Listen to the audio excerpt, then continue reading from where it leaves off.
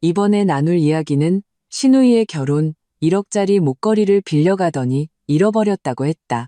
가짜라고 안심시켰더니 다음날 99통의 전화가 걸려왔다입니다. 통창으로 쏟아지는 햇살이 침실을 가득 채웠다.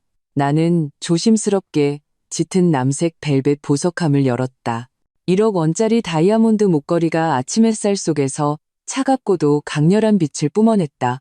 다이아몬드 하나하나는 마치 굳어버린 별처럼 완벽하게 백금 체인에 박혀 있었다. 이건 남편 박진우가 내게 준 결혼 10주년 선물이었고 그의 스타트업이 성공한 후 사준 가장 비싼 보석이었다.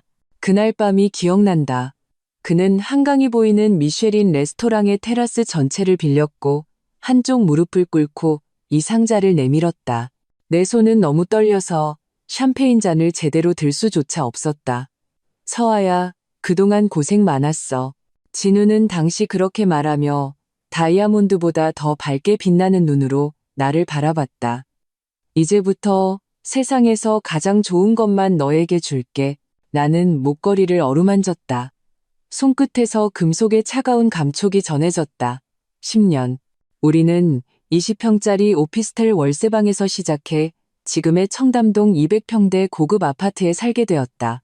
지하철로 출퇴근하던 시절에서 이제 나는 전업주부가 되었고 진우의 IT 회사는 작년에 막 시리즈 B 투자를 유치하며 사람들의 혀를 내두르게 하는 기업 가치를 인정받았다. 딩동, 초인종 소리가 내 생각의 흐름을 끊었다. 나는 보석함을 닫고 서둘러 현관으로 향했다. 인터폰 화면에는 정성껏 꾸민 신우이 박지의 얼굴이 카메라를 향해 귀여운 표정을 짓고 있었다. 나는 심호흡을 하고 문을 열어주었다. 새언니, 보고 싶어 죽는 줄 알았어요. 문이 열리자마자 지혜는 회오리 바람처럼 안으로 들이닥쳤다. 그녀의 몸에서 풍기는 짙은 향수 냄새가 순식간에 현관을 가득 메웠다. 그녀는 오늘 샤넬 신상 트위드 투피스를 입고 손에는 에르메스 버킨백을 들고 있었다. 25살 생일에 진우가 사준 선물이었다. 아가씨, 오늘 어쩐 일이야? 나는 목소리가 살갑게 들리도록 애썼다. 30살에 나와 25살의 신우이 사이에는 항상 말로 설명할 수 없는 얇은 막이 존재했다. 지혜는 바로 대답하지 않고 익숙하게 거실로 걸어가 가장 비싼 이탈리아제 소파에 몸을 던졌다. 새언니, 저 대박 소식 있어요. 그녀의 눈이 반짝였다. 태준 오빠가 저한테 프러포즈 했어요. 정말? 축하해. 나는 진심으로 말했다. 비록 나는 그녀의 그 재벌 2세 남자친구에 대한 인상이 그다지 좋지는 않았지만 누가 됐든 이 응석바디 공주님을 데려가 준다니 참으로 다행스러운 일이었다. 지혜는 신이 나서 가방에서 벨벳 상자를 꺼냈다. 상자를 열자 최소 3캐럿은 되어 보이는 다이아몬드 반지가 모습을 드러냈다. 보세요. 오빠가 홍콩에서 특별히 주문 제작한 거래요. GIA 감정서에 완전 무결점 D컬러래요. 나는 반지를 받아들고 자세히 살펴보았다. 확실히 아름다웠지만 커팅은 내 목걸이에 비하면 한참 부족했다. 이 생각이 떠오르자마자 나는 내 속물 같은 비교심을 자책했다. 결혼식은 다음 달에 하와이에서 한 번, 돌아와서 서울 신라호텔에서 또 한 번 할 거예요. 지혜는 웨딩드레스 디자이너부터 피로연 메뉴까지 쉴 새 없이 자신의 결혼 계획을 늘어놓았다. 그녀의 눈은 몽환적인 빛으로 가득했다. 나는 미소를 지으며 그녀의 이야기를 들어주었고 때때로 고개를 끄덕이며 호응했다. 그러다 그녀가 갑자기 화제를 돌렸다. 새언니, 사실 저 오늘 부탁할 게 있어서 왔어요. 지혜의 표정이 갑자기 수줍어졌다. 그녀의 얼굴에서 좀처럼 보기 드문 표정이었다. 무슨 일인데? 나는 경계심이 들었다. 언니, 그 결혼기념일 다이아몬드 목걸이요. 그녀는 아래 십수를 깨물었다. 결혼식 날 한 번만 빌려주시면 안 될까요? 딱 한 번이요. 조심해서 다룰게요. 약속해요. 내 심장이 쿵 하고 내려앉았다. 그 목걸이는 내게 단순한 귀중품이 아니라 10년 결혼 생활의 상징이었다. 단 한 번도 남에게 빌려준 적이 없었다. 심지어 내 친동생이 결혼할 때도 꺼내주지 않았었다. 내가 망설이는 것을 보자 지혜는 즉시 덧붙였다. 무리한 부탁인 거 알아요. 근데 제가 청담동 명품 주얼리샵은 다 돌아봤는데 언니 목걸이만 한 게 하나도 없어요. 태준 오빠네 집안이 워낙 격식을 따져서 결혼식에서 싸구려 티나는 걸 하고 싶지 않아서 그래요. 아가씨, 그 목걸이 정말 비싼 거야. 나는 정중히 거절하려 했다. 새언니, 그녀가 갑자기 내 손을 잡았다. 딱 하루만요. 결혼식 끝나자마자 바로 돌려드릴게요. 우리 가족이잖아요. 네? 바로 그때 도어락 소리가 들리며 진우가 돌아왔다. 그는 동생을 보자마자 얼굴에 금세 총애하는 미소를 띄었다. 어이구, 우리 공주님, 오늘 무슨 바람이 불어서 오셨나? 지혜는 구세주를 만난 듯 오빠에게 달려가 자초지종을 설명했다. 진우는 듣고 나서 생각할 겨를도 없이 말했다. 그게 뭐 대수라고. 서아야, 지혜한테 하루 빌려주는 게 뭐 어때서 그래? 가족끼리 너무 빡빡하게 굴지 마. 가슴이 답답해졌다. 진우는 언제나 저랬다. 동생의 부탁이라면 뭐든 들어주었다. 25이나 먹은 어른인데도 그의 눈에는 여전히 보살펴줘야 할 어린아이였다. 알았어. 나는 결국 타협했다. 지혜의 눈이 순식간에 밝아지는 것을 보며 덧붙였다. 대신 정말 조심해서 다뤄야 해. 결혼식 끝나면 바로 돌려줘야 하고. 그럼요, 그럼요. 새언니가 최고예요. 지혜는 환호하며 나를 껴안았다. 그녀의 향수 냄새에 숨이 막힐 뻔했다. 진우는 만족스럽게 고개를 끄덕이고는 서재로 일하러 들어갔다. 지혜는 내게 달라붙어 당장 그 목걸이를 보고 싶다고 졸랐다. 나는 그녀를 데리고 침실로 돌아가 다시 그 벨벳 상자를 열었다. 지혜는 목걸이를 본 순간 숨을 헛들이켰다. 세상에, 사진으로도 예뻤는데 실물은 진짜. 그녀는 조심스럽게 목걸이를 들어 거울 앞에서 목에 대보았다. 완벽해. 이게 바로 내가 원했던 느낌이야. 그녀의 집착 어린 눈빛을 보며 나는 불길한 예감이 들었다. 하지만 이성은 내게 말했다. 고작 하루 빌려주는 건데 무슨 일이 있겠어? 결혼식 날 나는 하객들 사이에 서서 지혜가 시아버지의 팔짱을 끼고 천천히 걸어오는 것을 보았다. 햇살이 유리로 된 체프를 통해 그녀의 몸 위로 쏟아졌고 그녀의 목에 걸린 목걸이는 찬란하게 빛나며 내 눈을 아프게 찔렀다. 진짜 예쁘지? 옆에 있던 진우가 자랑스럽게 속삭였다. 내 동생 오늘 정말 아름답다. 나는 고개를 끄덕이며 억지로 미소를 지었다. 목걸이는 확실히 아름다웠다. 하지만 마땅히 내 것이어야 할 물건이 지금 다른 사람의 목에 걸려 있다는 사실, 그 기분은 형용하기 어려웠다. 식이 끝난 후 지혜는 기쁨에 겨워 달려와 나를 안았다. 새언니, 고마워요. 이 목걸이 덕분에 분위기가 확 살았어요. 태준 오빠네 친척들 다 넋을 놓고 보던데요. 네가 좋으면 됐어. 나는 간신히 웃으며 말했다. 내일 꼭. 알았어요, 알았어. 내일 바로 돌려드릴게요. 그녀는 내 말을 자르고 다른 하객들을 맞으러 돌아섰다. 그녀의 뒷모습을 보며 나는 스스로를 위로했다. 고작 하루일 뿐이야. 내일이면 목걸이는 내 손에 돌아올 거야. 우린 가족이니까, 그렇지? 결혼식이 끝나고 사흘째 되던 날, 나는 발코니에서 새로 산 화초에 물을 주고 있었다. 갑자기 초인종이 울렸다. 인터폰 화면으로 보니 지혜가 문 앞에 서 있었다. 눈은 퉁퉁 붓고 화장은 번져 엉망이었다. 평소의 화려한 신부 모습은 온데간데 없었다. 나는 문을 열어주며 마음속으로 불길한 예감이 스멀스멀 피어오르는 것을 느꼈다. 새언니, 문이 열리자마자 지혜는 내 품에 와락 안기며 온몸을 떨었다. 그녀는 아직 어제 입었던 옷차림이었고 머리는 헝클어져 알코올과 땀이 뒤섞인 냄새를 풍겼다. 무슨 일이야? 무슨 일 있었어? 나는 그녀를 부축해 소파에 앉혔다. 손은 무의식적으로 그녀의 목으로 향했다. 그곳은 텅 비어 있었다. 지혜의 눈물이 끊어진 구슬처럼 쏟아져 내렸다. 목걸이, 새언니, 그 목걸이요. 그녀는 흐느끼느라 말도 제대로 잊지 못했다. 내 심장이 거대한 손에 꽉 쥐어진 듯 맹렬하게 수축했다. 목걸이, 왜? 내 목소리가 떨리는 것이 느껴졌다. 잃어버렸어요. 하와이에서 한국으로 돌아올 때 인천공항에서요. 어떻게 된 건지 없어졌어요. 지혜는 고개를 들었다.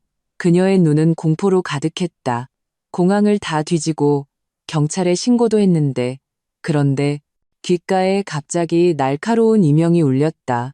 눈앞이 캄캄해졌다. 1억짜리 목걸이가 그렇게 사라졌다고? 나는 입을 벌렸지만 아무 소리도 낼 수 없었다. 그저 눈물로 범벅이 된 지혜의 얼굴을 멍하니 쳐다볼 뿐이었다.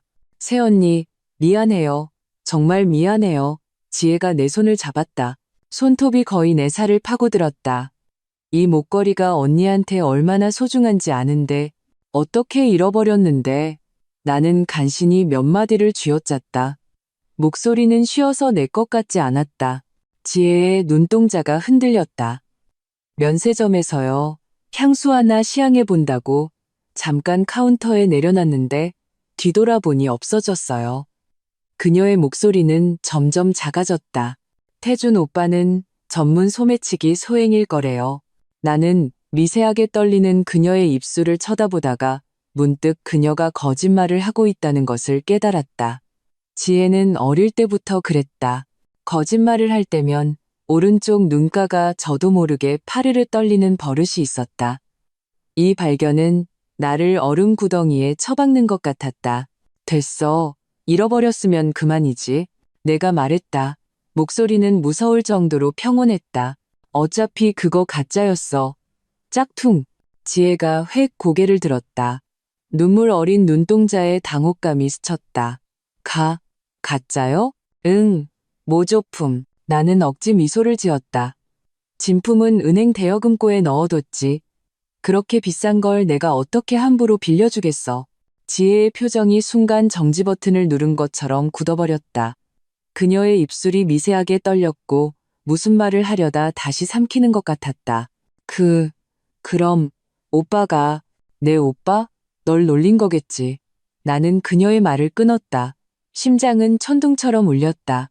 그 목걸이 꽤 그럴듯하게 만들긴 했는데 기껏해야 몇백만 원짜리야. 지혜의 얼굴이 새하얗게 질렸다. 손가락은 무의식적으로 옷자락을 비비 꼬았다. 그럼 다행이네요. 전 또 걱정했는데. 뭘 걱정해? 나는 그녀의 눈을 빤히 쳐다봤다. 아무것도 아니에요. 그녀가 벌떡 일어섰다. 새언니, 저 이제 가봐야겠어요. 태준 오빠가 기다려서. 저희 오늘 밤 비행기로 신혼여행 가거든요. 나는 그녀를 현관까지 배웅했다. 거의 도망치듯 사라지는 그녀의 뒷모습을 보며 내 얼굴의 미소는 조금씩 사라졌다. 문을 닫자마자 나는 진우에게 전화를 걸었다.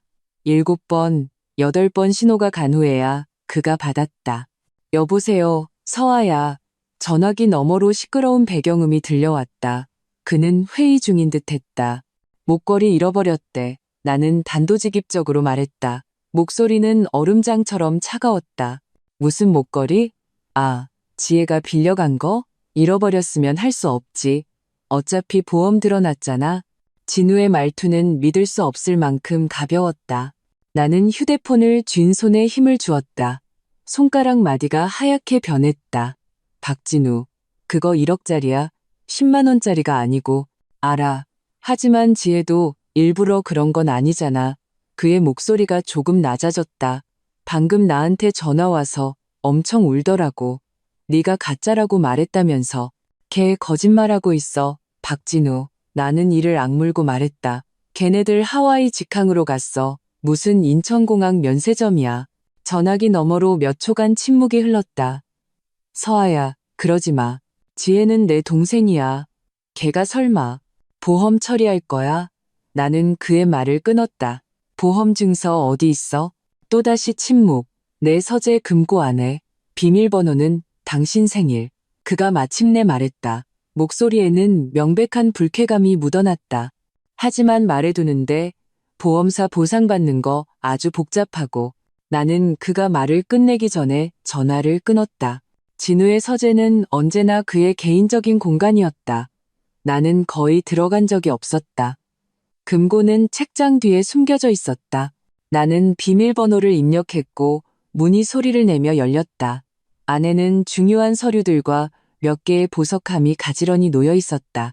나는 금세 그 목걸이의 보험 증서를 찾아냈다. 펼쳐보는 순간 혈액이 순식간에 얼어붙었다. 피보험 금액 2천만 원. 나는 몇 번이고 다시 확인했다. 틀림없었다. 2천만 원. 우리가 목걸이를 살 때 분명히 실구매가인 1억 원으로 보험에 들었는데 어째서 2천만 원으로 바뀌어 있는 거지? 증서의 서명은 분명 진우의 필체였고 날짜는 석 달 전 바로 지혜가 약혼을 발표했던 그 달이었다. 내 손이 걷잡을 수 없이 떨리기 시작했다. 이건 우연이 아니었다. 절대로. 내가 서재에서 멍하니 서 있을 때 휴대폰이 울렸다. 모르는 번호였다. 여보세요. 나는 기계적으로 받았다. 안녕하세요. 이서아 고객님 맞으신가요? 부드러운 여성의 목소리였다. 저는 티파니 청담 플래그십 스토어의 윤주임입니다. 지난달에 저희 매장에서 다이아몬드 목걸이 세척 서비스를 받으셨는데요. 무슨 일이시죠? 나는 경계하며 물었다. 다름이 아니라 그녀의 목소리가 조금 낮아졌다. 어제 한 여성분이 고객님의 것과 아주 비슷한 목걸이를 가지고 와서 감정을 의뢰했습니다. 등록된 성함을 보니 박지혜 씨여서 혹시나 해서요. 내 숨이 멎었다. 그분이 무슨 감정을요? 재판매 가치를 문의하셨습니다. 윤 주임은 잠시 망설였다. 고객님께 알려드려야 할 것 같아서요. 그래서 팔았나요? 내 목소리가 떨리는 것이 느껴졌다. 아니요. 저희 매장은 중고 주얼리는 매입하지 않습니다. 윤 주임이 말했다. 하지만 꽤 급하게 돈이 필요하신 눈치였습니다. 이서아 고객님, 혹시 제가 오지랖을 부린 건 아닌지. 아니요. 알려주셔서 감사해요. 나는 간신히 평정을 유지했다. 혹시 그분이 다른 매장에라도 가면, 네, 무슨 말씀이신지 압니다. 윤 주임이 재빨리 말을 받았다. 제가 이 업계에 친구들이 많으니 유의해서 봐달라고 하겠습니다. 전화를 끊고 나는 진우의 사무용 의자에 주저앉았다. 머릿속이 빠르게 회전했다. 지혜는 목걸이를 빌려간 후 신혼여행에 가져가지도 않고 팔아버리려고 했다. 그리고 박진우, 그는 어디까지 알고 있는 걸까? 보험 증서의 금액이 의도적으로 낮춰진 것은 무엇을 위해서일까? 무서운 추측이 내 머릿속에서 피어올랐다. 이것은 치밀하게 계획된 사기극이다. 그리고 내가 가장 신뢰했던 두 사람이 모두 여기에 연루되었을 가능성이 있다. 저녁에 진우가 집에 돌아왔을 때 나는 이미 보험 증서를 제자리에 돌려놓고 아무렇지 않은 척 행동했다. 그는 피곤해 보였고 넥타이는 느슨하게 목에 걸려 있었다. 보험사에 연락했어? 그는 외투를 벗으며 물었다. 시선은 불안하게 흔들렸다. 연락했어. 나는 평온하게 말했다. 절차대로 처리해준대. 진우는 고개를 끄덕이며 눈에 띄게 안도의 한숨을 내쉬었다. 그럼 됐네. 아, 맞다. 지혜가 또 전화와서 너무 미안해하더라고. 내가 가짜라고 말해줬으니까 자책할 필요 없다고 했어. 나는 그의 말을 끊으며 그의 표정을 유심히 살폈다. 진우의 입가가 미세하게 경련했다. 눈빛이 흔들렸다. 그래, 잘했어. 괜히 걔한테 마음의 짐 지울 필요 없지. 그 순간 나는 그가 모든 것을 알고 있다는 것을 거의 확신했다. 이 인식은 칼이 되어 내 심장을 깊숙이 찔렀다. 나 샤워할게. 나는 욕실로 향했다. 1초라도 더 있다가는 무너져 내릴 것 같았다. 뜨거운 물이 내 몸을 씻어 내렸지만 나는 온기를 느낄 수 없었다. 1억짜리 목걸이, 10년의 결혼 생활, 내가 굳건하다고 믿었던 신뢰, 모든 것이 하루아침에 산산조각 났다. 샤워를 마치고 나왔을 때 진우는 이미 잠들어 있었다. 호흡은 평온했다. 나는 침대 옆에 서서 나와 10년을 함께 잠든 이 남자를 바라보았다. 갑자기 그가 낯설게 느껴졌다. 다음 날 아침 나는 친구와 쇼핑 약속이 있다는 핑계를 대고 곧장 테헤란로에 있는 한 흥신소로 향했다. 김 실장 사무소는 내 절친 수연이가 소개해준 곳으로 업계에서 꽤 유명하다고 했다. 사무소는 낡은 오피스 빌딩 꼭대기 층에 있었고 인테리어는 소박했지만 깨끗하고 정돈되어 있었다. 김 실장은 50대 초반의 마른 체격의 중년 남성이었다. 눈빛은 매처럼 날카로웠다. 이 여사님, 앉으시죠. 그는 내게 차를 한 잔 따라주며 바로 본론으로 들어갔다. 상황을 말씀해 보시죠. 나는 사건의 경위를 간략하게 이야기했다. 보험 증서가 수정된 것과 주얼리샵 직원의 전화 내용까지 모두. 김 실장은 조용히 듣고는 수첩에 무언가를 적었다. 남편분과 시누이가 공모해서 목걸이를 편취했다고 의심하시는군요. 그가 직설적으로 물었다. 편취라는 단어가 바늘처럼 내 심장을 찔렀다. 확실하진 않아요. 하지만 우연의 일치가 너무 많아서요. 김 실장은 고개를 끄덕였다. 두 가지 방향으로 접근하는 것이 좋겠습니다. 첫째는 목걸이의 행방을 추적하는 것이고, 둘째는 남편분의 최근 재정 상태를 조사하는 겁니다. 이 두 가지 서비스 비용은 2천만 원이고 절반을 성금으로 받습니다. 나는 가방에서 미리 준비해 온 현금을 꺼내 그에게 밀었다. 돈은 문제가 아니에요. 진실을 원해요. 현명한 선택입니다. 김 실장은 돈을 챙기며 내게 계약서를 내밀었다. 일주일 안에 초기 보고를 드리겠습니다. 사무소를 나와 나는 목적 없이 거리를 헤맸다. 나도 모르는 사이에 나와 진우가 목걸이를 샀던 그 티파니 매장 앞에 와 있었다. 홀린 듯 나는 문을 밀고 안으로 들어갔다. 이서아 고객님, 윤 주임이 단번에 나를 알아보고 빠르게 다가왔다. 마침 잘 오셨어요. 그녀는 나를 한적한 구석으로 이끌고 목소리를 낮춰 말했다. 박지혜 씨가 어제 압구정 갤러리아 까르띠에 매장에 갔었대요. 그 목걸이를 가지고요. 내 손가락이 카운터 가장자리를 꽉 잡았다. 팔았대요? 윤 주임은 고개를 저었다. 까르띠에 친구 말로는 담보대출을 문의했는데 서류가 미비해서 성사되진 못했대요. 또 어디 갔었대요? 내가 다급하게 물었다. 제가 알기론 오늘 신사동 가로수길에 있는 한 개인 보석상과 약속이 잡혀 있다고 들었어요. 윤 주임은 잠시 망설였다. 고객님 필요하시면 제가 같이 가드릴 수 있어요. 나는 윤 주임의 진심 어린 눈빛을 보았다. 갑자기 이것이 목걸이를 되찾을 마지막 기회일지도 모른다는 생각이 들었다. 좋아요. 지금 바로 가요. 20분 후 우리는 신사동 가로수길의 화려한 빌딩 로비에 서 있었다. 윤 주임이 전화를 한 통 하더니 나를 데리고 엘리베이터를 타고 꼭대기층으로 올라갔다. 이분은 왕 사장님이세요. 업계에서 가장 경력이 오래된 보석 감정 전문가시죠. 왕 사장님은 60대쯤 되어 보이는 마른 체구의 노인이었고 구식 금태 안경을 쓰고 있었다. 그는 내 사정을 듣고는 한숨을 쉬었다. 그 박지혜라는 아가씨, 저와 오후 3시에 약속이 잡혀 있습니다. 그는 말하며 금고에서 벨벳 상자를 하나 꺼냈다. 하지만 당신이 진짜 주인이라면 상자가 열리는 순간 내 심장은 거의 멈출 뻔했다. 그것은 바로 내 목걸이였다. 조명 아래서 세상에 단 하나뿐인 빛을 발하고 있었다. 오늘 아침에 사람을 시켜 보내왔더군요. 감정가를 매겨달라면서 왕 사장님이 말했다. 제가 보자마자 티파니의 커스텀 메이드 제품인 걸 알았죠. 전 세계에 단 하나뿐인 물건이라 혹시나 해서 신경 쓰고 있었습니다. 나는 떨리는 손으로 목걸이를 받아들고 모든 디테일을 꼼꼼히 확인했다. 세 번째 다이아몬드 안쪽에 미세한 각인, 잠금 장치에 거의 보이지 않는 흠집, 틀림없었다. 이것은 내 것이었다.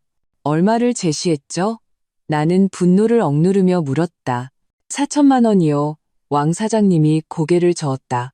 명백히 시세보다 낮은 가격이라 작물이 아닐까 의심했습니다. 나는 목걸이를 꽉 쥐었다. 눈물이 시야를 흐렸다. 박지혜는 나를 속였을 뿐만 아니라 내 보물을 헐값에 팔아넘기려 했다. 그리고 박진우, 그는 이 모든 일에서 어떤 역할을 했을까? 이 여사님, 이제 어떻게 하시겠습니까? 윤 주임이 조용히 물었다. 경찰에 신고하시겠어요? 나는 눈물을 닦고 고개를 저었다. 아니요, 아직은 때가 아니에요. 나는 목걸이를 상자에 다시 넣고 왕 사장님에게 밀었다. 부디 약속 시간대로 감정해 주세요. 목걸이 감정가는 6천만 원이라고 말씀해 주시고요. 하지만 거래를 하려면 소유주 신분증이 필요하다고 해주세요. 왕 사장님과 윤 주임은 의아한 눈빛을 교환했다. 제 발로 꼬리를 드러내게 할 거예요. 나는 차갑게 웃었다. 그리고 그 배후에 누가 있는지 알아내야겠어요. 신사동을 떠나 나는 김 실장에게 문자를 보냈다. 목걸이는 찾았지만 아직 경거망동하지 말아달라고. 그리고 나는 박지혜에게 전화를 걸었다. 새언니. 그녀의 목소리에는 명백히 캥기는 기색이 역력했다. 아가씨, 바빠? 나는 태연한 척 물었다. 내가 애프터눈 티 사줄게. 목걸이 얘기도 좀 하고. 아, 지금요? 그녀가 우물쭈물했다. 저, 피부과 예약이 있어서. 그럼 내일. 나는 끈질기게 파고들었다. 내가 그 가짜 목걸이에 대해서 할 말이 좀 있어서 그래. 아주 중요한 얘기야. 전화기 너머로 몇 초간 침묵이 흘렀다. 네, 알겠어요. 내일 봬요. 전화를 끊고 나는 긴 한숨을 내쉬었다. 게임은 이제 막 시작되었다. 그리고 이번에는 나는 더 이상 속고만 있는 바보 같은 여자가 되지 않을 것이다. 다음 날 새벽 나는 평소보다 일찍 잠에서 깼다. 박진우는 아직 깊이 잠들어 있었다. 나는 소리 없이 일어나 옷장 깊숙한 곳에 숨겨둔 목걸이를 꺼내 자세히 들여다보았다. 아침 햇살 속에서 다이아몬드는 배신을 고발하듯 차가운 빛을 발하고 있었다. 나는 목걸이를 다시 제자리에 넣고 휴대폰을 열어 김 실장이 밤사이에 보낸 메일을 확인했다. 첨부 파일에는 수십 장의 사진과 초기조사 보고서가 들어있었다. 사진을 확대하자 나의 호흡은 점차 가빠졌다. 사진 속에서 박지혜와 그녀의 남편 김태주는 한 고급 레스토랑에서 낯선 남자와 대화를 나누고 있었고 테이블 위에는 보란듯이 내 목걸이가 놓여 있었다. 보고서의 내용은 더욱 충격적이었다. 김태준 집안의 회사는 심각한 재정 위기에 직면해 있었고 최근 3개월간 사방에서 돈을 빌리고 있었다. 박지혜의 명의로는 갑자기 역외 계좌가 하나 생겼고 그 계좌에는 5억 원이 입금되어 있었다. 그리고 가장 결정적인 발견은 박진우의 회사 역시 최근 투자 유치에 실패하여 자금줄이 끊기기 직전이라는 사실이었다. 내 손이 걷잡을 수 없이 떨렸다. 모든 단서가 퍼즐 조각처럼 맞춰지기 시작했다. 박진우의 회사도 돈이 필요하고 박지혜 부부도 돈이 필요하다. 그리고 내 목걸이가 그들의 구명줄이 된 것이다. 하지만 왜 이런 방식으로? 왜 내게 직접 말하지 않았을까? 욕실에서 물소리가 들렸다. 나는 재빨리 휴대폰을 잠갔다. 진우가 머리를 닦으며 나왔을 때 나는 이미 아침 식사를 준비하고 아무렇지 않은 미소를 띠고 있었다. 오늘 왜 이렇게 일찍 일어났어? 그가 내 이마에 키스했다. 과거에는 나를 안심시켰던 이 행동이 지금은 그저 위선적으로 느껴졌다. 지혜랑 애프터눈 티 약속했어. 나는 그에게 커피를 건네며 일부러 말을 꺼냈다. 요즘 많이 바쁜가 봐. 진우의 손이 눈에 띄지 않게 살짝 떨리더니 커피를 쏟을 뻔했다. 너희 무슨 얘기하려고? 그냥 여자들끼리 하는 얘기지. 뭐? 나는 그의 반응을 살피며 아무렇지 않게 말했다. 걔가 그 가짜 목걸이 때문에 되게 미안해하는 것 같아서. 진우의 표정이 순간 굳어졌다. 서아야, 걔 너무 힘들게 하지 마. 이제 막 결혼했는데 여러 가지로 내가 뭘 힘들게 한다고 그래? 나는 미소 지으며 그의 말을 끊었다. 그냥 진실을 알려주려는 것뿐이야. 진우는 그 진실이라는 말에 불안감을 느낀 듯 서둘러 아침을 먹고 회사에 급한 일이 있다는 핑계를 대고 나갔다. 나는 창가에 서서 그의 차가 아파트를 빠져나가는 것을 지켜본 뒤 즉시 김 실장에게 전화를 걸었다. 박진우 씨의 최근 3개월간 모든 자금 흐름을 조사해 주세요. 나는 단도직입적으로 말했다. 특히 거액 이체와 대출 기록이요. 이미 조사 중입니다. 김 실장의 목소리에는 약간의 흥분이 섞여 있었다. 흥미로운 발견이 하나 있습니다. 이 여사님 남편분께서 2주 전에 두 분이 사시는 청담동 아파트를 담보로 80억 원을 대출받았습니다. 나는 다리에 힘이 풀려 주저앉을 뻔했다. 우리의 신혼집, 그가 몰래 담보로 잡았다고? 대체 무엇을 위해서? 그리고 김 실장이 말을 이었다. 박지혜 씨의 그 역의 계좌자금 출처는 바로 남편분 회사의 자회사입니다. 모든 것이 명확해졌다. 이것은 단순한 목걸이 문제가 아니었다. 치밀하게 계획된 재산 빼돌리기였다. 내 목걸이는 빙산의 일각에 불과했다. 오후 3시 나는 박지혜와 약속한 신라호텔 라운지에 정시에 나타났다. 그녀는 20분 늦게 도착했다. 들어설 때의 표정은 초조했고 눈 밑에는 짙은 다크서클이 걸려 있었다. 죄송해요, 새언니. 길이 막혀서. 그녀는 자리에 앉자마자 휴대폰만 만지작거렸고 시선은 불안하게 흔들렸다. 나는 2인용 애프터눈 티 세트를 시키고 서두르지 않고 그녀의 신혼여행과 결혼식에 즐거웠던 일들에 대해 이야기를 꺼냈다. 박지혜는 건성으로 대답하며 몇 분에 한 번씩 시계를 쳐다봤다. 아가씨, 혹시 바쁜 일 있어? 내가 걱정하는 척 물었다. 아니요, 아니에요. 그녀가 억지 미소를 지었다. 그냥 태준 오빠가 사시에 만나자고 해서요. 어디서? 혹시 신사동 가로수길은 아니고? 나는 홍차를 한 모금 마시며 물었다. 박지혜의 얼굴이 순간 새하얗게 질렸다. 어떻게 아셨어요? 나는 찻잔을 내려놓고 그녀의 눈을 똑바로 쳐다봤다. 어제 나도 거기서 왕 사장님을 만났거든. 그녀의 휴대폰이 탁 소리를 내며 바닥에 떨어졌다.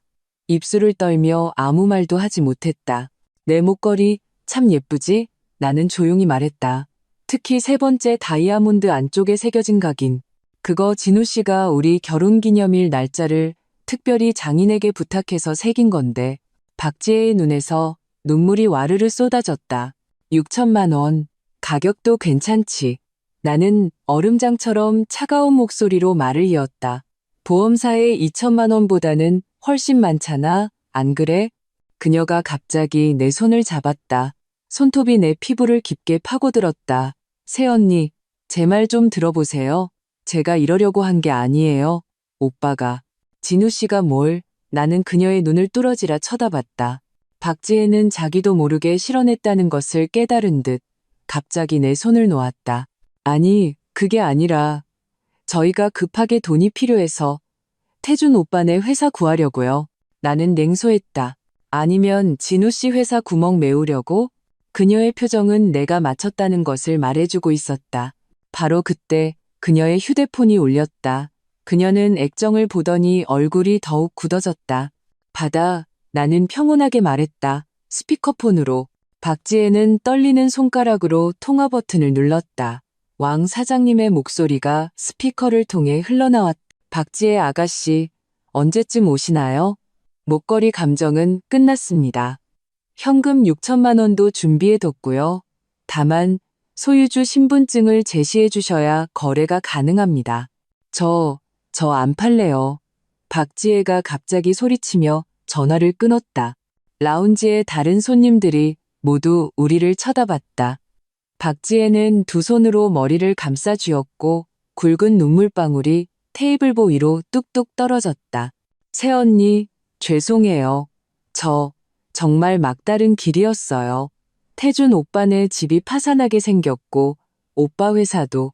그래서 너희 둘이 짜고 내 목걸이를 사기친 거니? 나는 목소리를 낮췄지만 한 글자 한 글자가 칼날처럼 날카로웠다. 진우는 보험 증서 금액을 고치고 너는 잃어버린 척 연기하고 그 다음에 팔아서 돈을 나누려고? 박지혜가 고개를 들었다. 눈에 놀라움이 스쳤다. 보험 증서 일도 아셨어요? 그 반응은 내 추측을 확신으로 바꿔주었다. 나는 자리에서 일어나 지폐 몇 장을 테이블에 던졌다. 박진우한테 전해 오늘 밤에 할 얘기가 있다고. 이 결혼을 지키고 싶으면 진실을 준비하는 게 좋을 거라고. 신라호텔을 나와 나는 집으로 가지 않고 친구 수연이의 아파트로 갔다. 절친을 보자마자 억지로 버티던 강인함이 순식간에 무너져 내렸다. 나는 목 놓아 울었다. 수연이는 내 이야기를 다 듣고 분노로 온몸을 떨었다. 이런 인간 말종들. 서아야, 너 당장 이혼해야 해. 저것들 빈털터리로 만들어버려야지. 나는 고개를 저으며 눈물을 닦았다. 아니, 아직 안 끝났어. 모든 진실을 알아내고 그 다음에 결정할 거야. 수연이는 나를 꼭 안아주었다. 네가 어떤 선택을 하든 난 널 지지해. 하지만 약속해. 마음 약해지지 않기로. 저녁 8시 나는 집으로 돌아왔다. 진우는 드물게도 이미 집에 와 있었다. 그는 거실 소파에 앉아 있었고 앞에는 레드와인 2잔이 놓여 있었다. 나를 보자마자 그는 벌떡 일어섰다. 얼굴에는 몇 년간 본 적 없던 긴장감이 서려 있었다. 서아야. 그의 목소리는 쉬어 있었다. 우리 얘기 좀 해야 해. 나는 가방을 내려놓고 그의 맞은편에 앉았다. 와인잔에는 손도 대지 않았다. 좋아. 뭐부터 시작할까? 목걸이? 담보 잡힌 집? 아니면 당신 회사 재정 위기? 진우의 얼굴에서 순간 핏기가 가셨다. 네가 다 알고 있었구나. 아직 부족해. 나는 차갑게 말했다. 예를 들면 왜 그랬는지, 왜 그냥 나한테 회사에 문제가 생겼다고 말하지 않았는지. 우리 결혼한 지 10년이야. 당신 눈에 내가 그 정도로 못 본 척할 아내로 보였어? 진우는 2손으로 머리를 감쌌다. 손가락이 머리카락을 깊숙이 파고들었다. 그런 게 아니야. 그냥 당신 걱정시키고 싶지 않았어. 거짓말. 나는 벌떡 일어섰다. 분노로 목소리가 떨렸다. 당신은 나한테 솔직하게 말하는 대신 내 동생이랑 짜고 나를 속였어. 이게 뭔지 알아? 이게 배신이야. 진우가 바닥에 무릎을 꿇고 내 손을 잡았다. 서아야, 내가 잘못했어. 회사 자금줄이 끊겼어.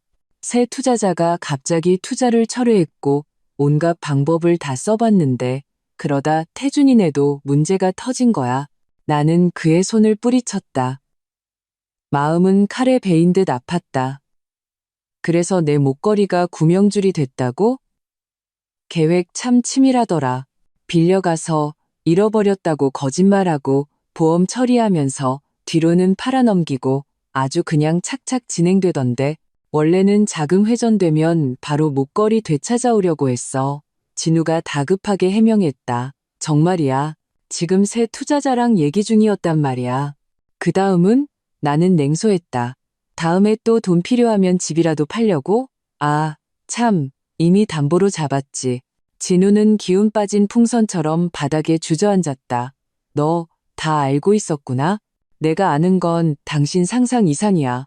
나는 휴대폰을 꺼내 김 실장이 보내준 사진과 문서를 보여주었다. 박지의 그 역외 계좌에 있는 5억 원, 당신 회사 자회사에서 나온 돈이더라. 진우의 눈빛이 경악에서 공포로 변했다. 너 흥신소 고용했어? 그럼 뭐 당신들이 계속 나 속이는 거 구경만 하고 있으리? 내 눈물이 마침내 터져 나왔다. 10년 결혼 생활이 이런 계략과 배신으로 돌아올 줄은 몰랐네. 진우는 통곡하며 몇 번이고 사과했고 모든 것을 보상하겠다고 약속했다.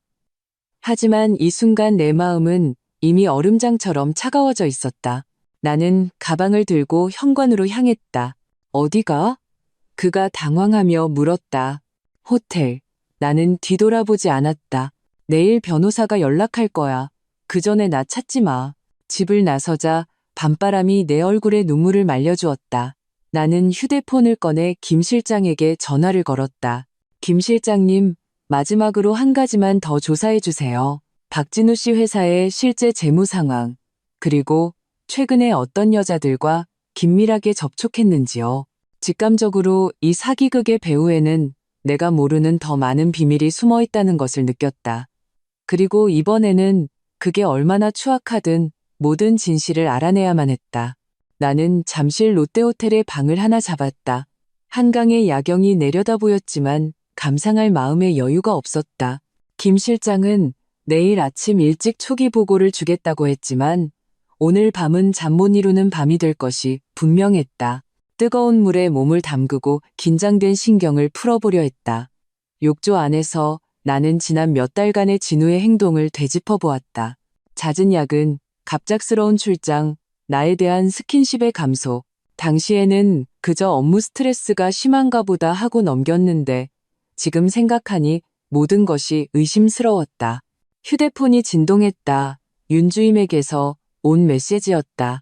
이서아 고객님, 박지혜 씨가 방금 또 저에게 연락해서 다른 주얼리 매입처를 물어봤습니다.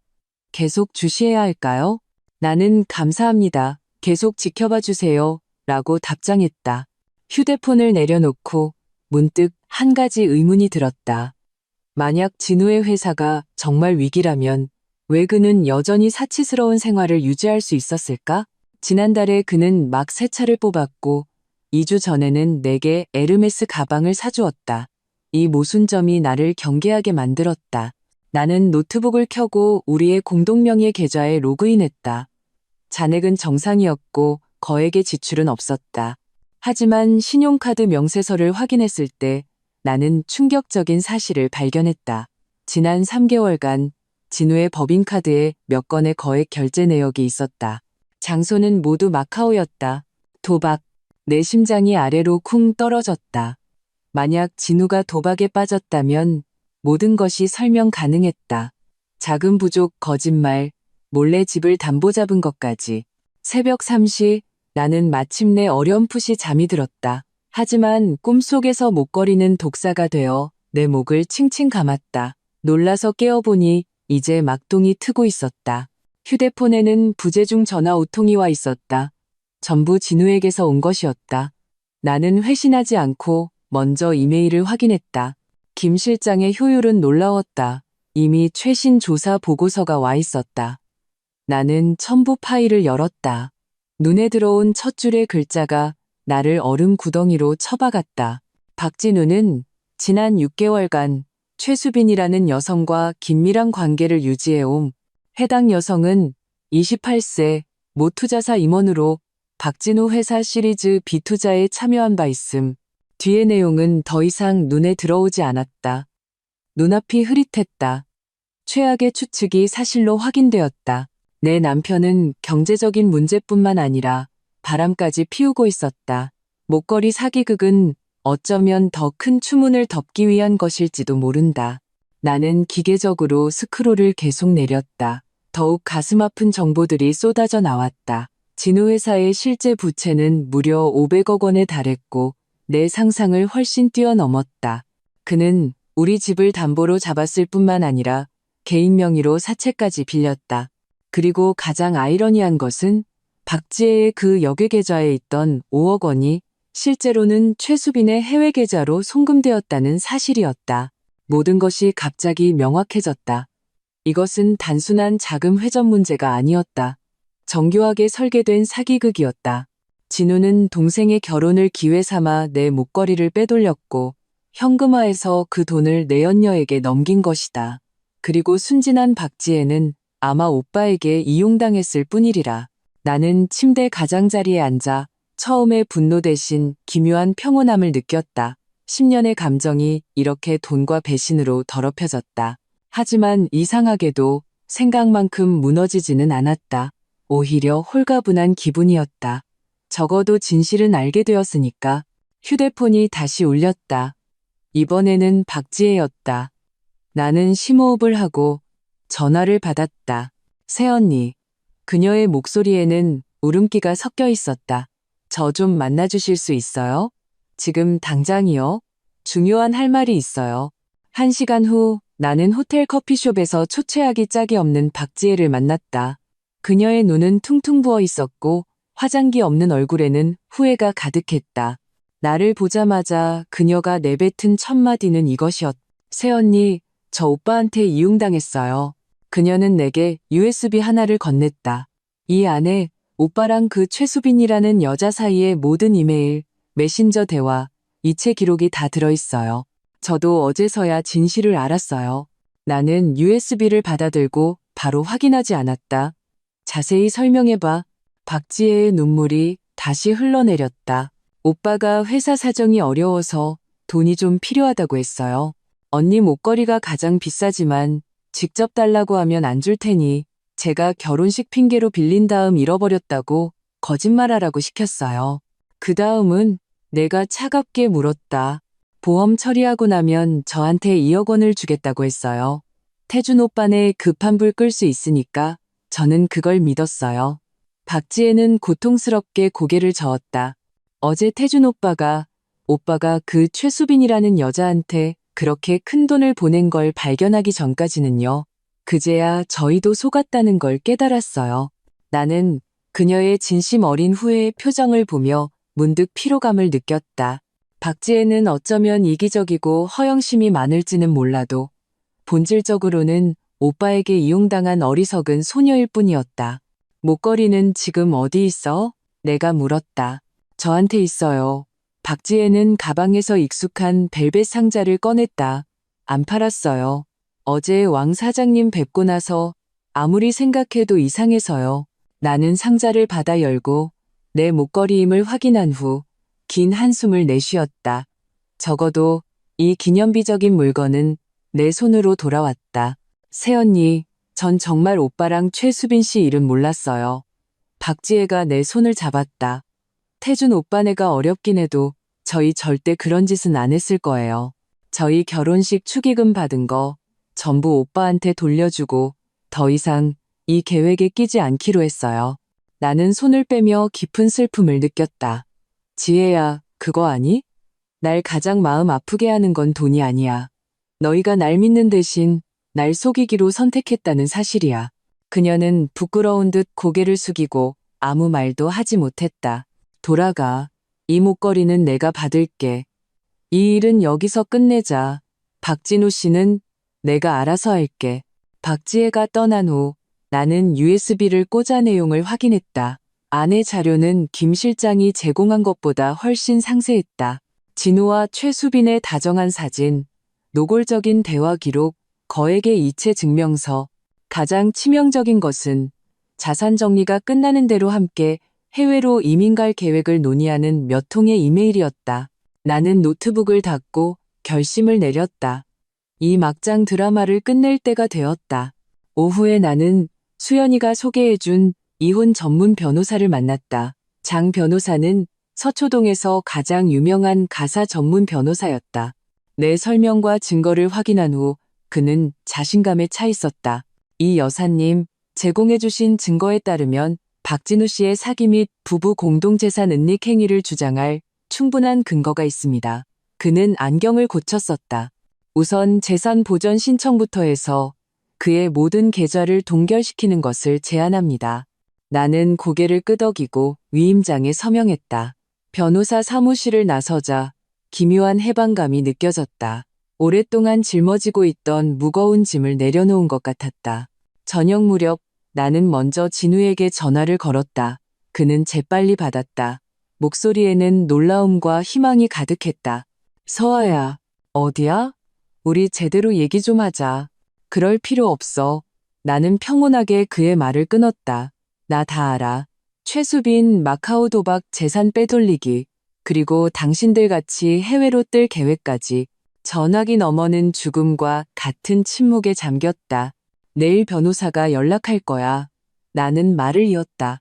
이혼 소송할 거고 당신이 빼돌린 모든 재산 다 되찾을 거야. 협조하면 조용히 처리할 수 있겠지만 저항한다면. 서아야.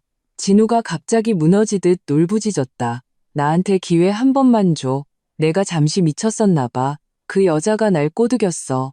그만해, 박진우. 나는 냉소했다. USB에 있는 이메일에 똑똑히 쓰여 있던데 당신이 먼저 그 여자한테 접근해서 해외로 데려가 주겠다고 약속했다고. 10년 부부인데 헤어질 때만큼은 솔직해지자. 전화를 끊고 나는 휴대폰을 껐다.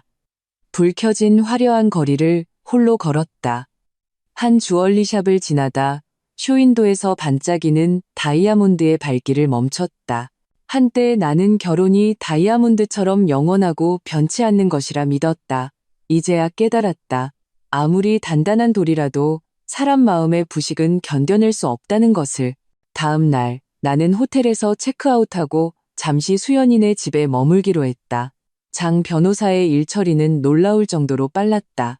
이미 법원의 재산 보전 명령을 받아냈다. 진우의 모든 계좌는 동결되었고 회사에도 통지가 갔다. 점심 무렵 뜻밖의 전화 한 통이 평온을 깼다. 시어머니였다. 아가, 할머니의 목소리는 늙고 지쳐 있었다. 나 좀 만나줄 수 있니? 우리 둘만. 경계심이 들었지만 나는 승낙했다. 어쨌든 10년의 고부 사이 그분은 항상 내게 잘해주셨다. 우리는 서초동의 한 공원 벤치에서 만났다. 불과 며칠 사이 시어머니는 10년은 늙어 보였다. 흰머리가 부쩍 늘어 있었다. 얘야, 내가 사과하러 왔다. 그녀는 내 손을 잡으며 눈물을 글썽였다. 내가 자식을 잘못 키워서 내게 이런 고생을 시키는구나.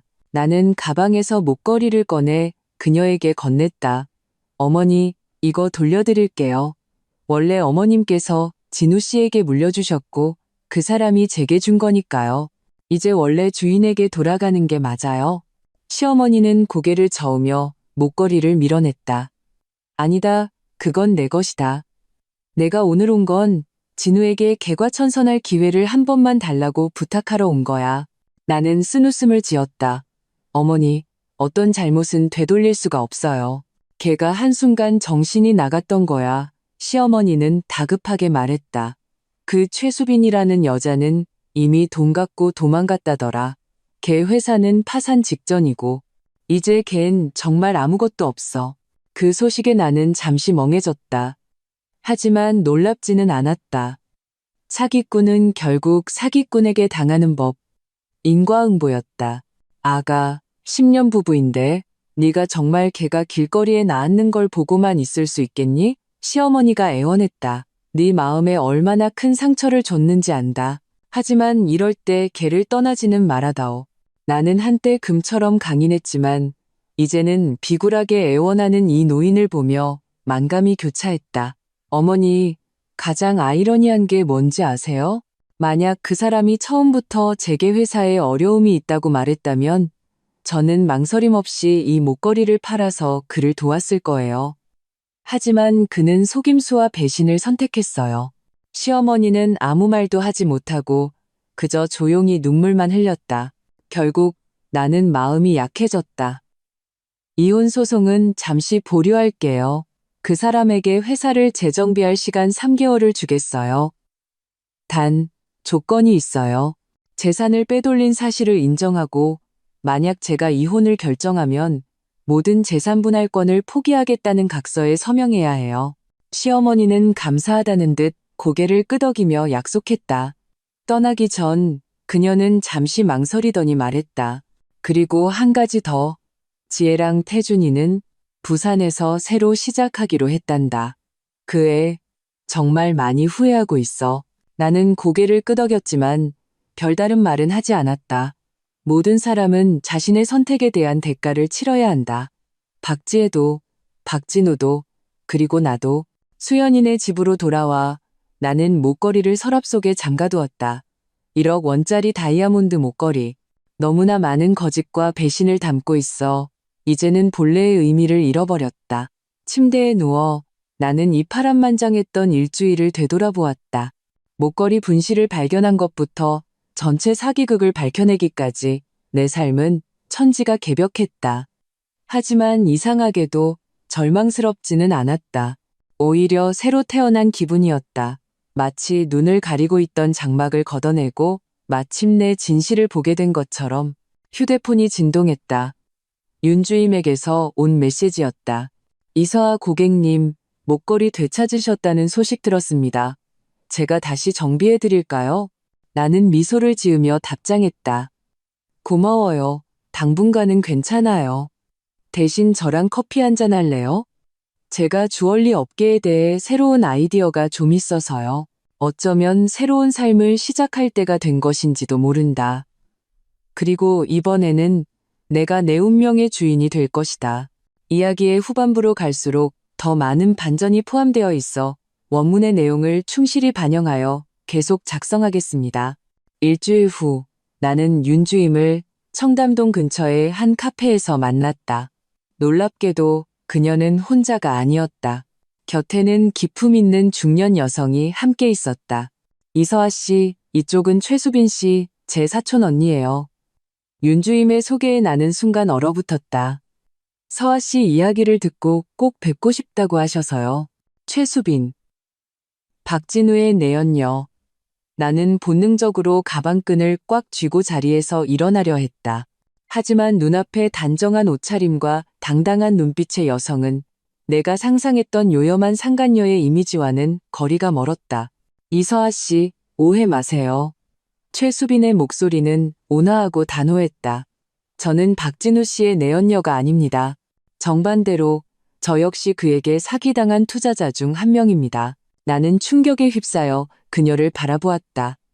머릿속이 빠르게 회전했다. 하지만 그 이메일과 사진들은 조작된 겁니다.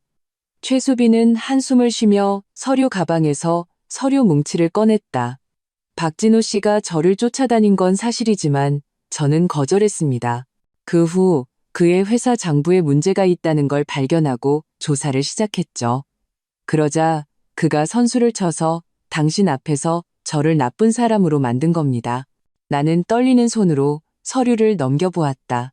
그것은 박진우 회사의 실제 재무제표였고 그가 공금을 횡령하여 도박을 했을 뿐만 아니라 여러 건의 투자 기록을 위조했다는 것을 보여주었다. 그가 제 사촌 동생을 통해 당신에게 접근한 것도 제가 그를 조사하고 있다는 걸 알았기 때문이에요. 윤주임이 덧붙였다. 그 목걸이 원래는 현금화해서 장부에 구멍을 메울 생각이었을 겁니다. 나는 현기증을 느꼈다. 발밑의 땅이 다시 꺼지는 것 같았다. 심지어 내연녀라는 부분까지 박진우가 회사의 재정 문제에 대한 내 주의를 돌리기 위해 설계한 연막탄이었다니 왜 제게 이런 사실들을 알려주시는 거죠? 내가 힘겹게 물었다. 최수빈의 눈빛이 부드러워졌다. 같은 여자로서 당신이 계속 속고 있는 것을 참아볼 수 없어서요. 그리고 그녀는 잠시 망설였다. 박진우의 금융사기를 완전히 밝혀내려면 당신의 도움이 필요할지도 모릅니다. 나는 오랫동안 침묵했다. 마침내 고개를 끄덕였다. 모든 진실을 알아야겠어요. 이후 2시간 동안 최수빈은 내게 박진우 회사의 실제 상황을 상세히 설명해 주었다. 지난 1년간 그는 마카오 도박에 빠져 거의 200억 원을 잃었다. 손실을 메우기 위해 투자 계약서를 위조하고 여러 투자자의 자금을 편취했다. 그리고 최근에는 파산 보호를 신청하고 돈을 챙겨 잠적할 준비를 하고 있었다. 그 목걸이도 그의 계획의 마지막 퍼즐 조각이었죠. 최수빈이 말했다. 역겨움이 치밀었다. 10년을 함께 잠든 남자. 나는 그를 단 한 번도 제대로 알지 못했던 것이다. 두 분은 어떻게 하실 건가요? 내가 물었다. 이미 충분한 증거를 모아서 경찰청 금융범죄수사대에 고발할 준비를 하고 있습니다. 최수빈이 말했다. 하지만 당신과의 관계를 고려해서 저 때문에 망설일 필요 없어요. 나는 그녀의 말을 끊었다. 목소리는 얼음장처럼 차가웠다. 해야 할 대로 하세요. 헤어지기 전 최수빈은 내게 USB 하나를 주었다. 모든 증거의 사본이 들어있었다. 어떤 결정을 내리든 사실에 기반해야 합니다. 그녀가 말했다. 임시 거처로 돌아와 나는 USB의 내용을 꼼꼼히 살펴보았다. 모든 서류, 모든 이체 기록이 칼날이 되어 내 심장을 도려내는 것 같았다. 나를 가장 경악하게 한 것은 박진우가 이미 2년 전부터 계획적으로 우리의 공동 재산을 빼돌리기 시작했다는 사실이었다. 심지어 내 명의를 몰래 도용하여 몇 건의 대출을 받기까지 했다. 밤이 깊어지자 나는 발코니에 서서 도시의 불빛을 바라보며 이혼 후의 삶을 처음으로 진지하게 고민했다. 35세, 경력 단절, 남편은 형사처벌을 받을 위기, 미래는 안개 속이었다. 하지만 이상하게도 두렵지 않았다. 오히려 해방감이 들었다. 진실이 아무리 잔혹해도 아름다운 거짓말보다는 나았으니까. 다음 날 아침 나는 박진우에게서 온 전화를 받았다. 모든 것이 탄로 난 후 그가 먼저 연락한 것은 처음이었다. 서아야, 그의 목소리는 쉬고 지쳐 있었다. 우리 얘기 좀 할 수 있을까? 오늘 거절하고 싶었지만 호기심이 나를 이끌었다. 명백한 증거 앞에서 그가 또 어떤 이야기를 지어낼지 보고 싶었다. 우리는 한적한 찻집에서 만났다. 박진우를 만났을 때 나는 그를 거의 알아보지 못했다. 수염은 덥수룩했고 눈은 푹 꺼져 있었으며 양복은 구겨져 있었다. 과거의 엘리트 기업가 모습은 온데간데 없었다. 당신은 좋아 보이네. 그가 씁쓸하게 말했다. 시선은 나의 간결하고 단정한 옷차림을 훑었다. 본론만 말해. 무슨 일이야? 나는 인사치레야 할 마음이 없었다. 박진우는 심호흡을 했다. 최수빈이 당신 찾아갔다는 거 알아. 걔가 한 말 전부 사실은 아니야. 나 함정에 빠진 거야. 나는 냉소하며 가방에서 USB를 꺼내 테이블에 던졌다. 여기 있는 재무 기록도 조작된 거고 당신 마카오 카지노 결제 기록도 가짜고 그의 얼굴에서 순간 핏기가 가셨다. 네가 다, 전부. 나는 그의 눈을 뚫어지라 쳐다봤다. 내 명의로 대출받은 것까지, 돈 챙겨서 도망갈 계획이었던 것까지. 박진우가 갑자기 바닥에 무릎을 꿇고 눈물을 쏟아냈다. 서아야, 내가 잘못했어. 나 정말 막다른 길이었어. 그 사채업자들이 내 목숨을 위협했단 말이야. 제발 이번 한 번만 도와줘. 나 정말 다시는 안 그럴게. 나는 한때 내 마음을 사로잡았던 이 남자를 차갑게 바라보았다. 마음속에는 혐오감만 남았. 도와달라고? 어떻게? 1억 원 더 줘서 도박하게? 아니, 우리 집 담보로 대출받는 거에 동의 서명만 해주면 돼. 그가 다급하게 말했다. 딱 한 번만, 맹세할게. 나는 마침내 그의 진짜 목적을 깨달았다. 이런 상황에서도 그는 여전히 나를 이용할 생각뿐이었다. 이 순간 그에 대한 마지막 남은 감정마저 사라졌다.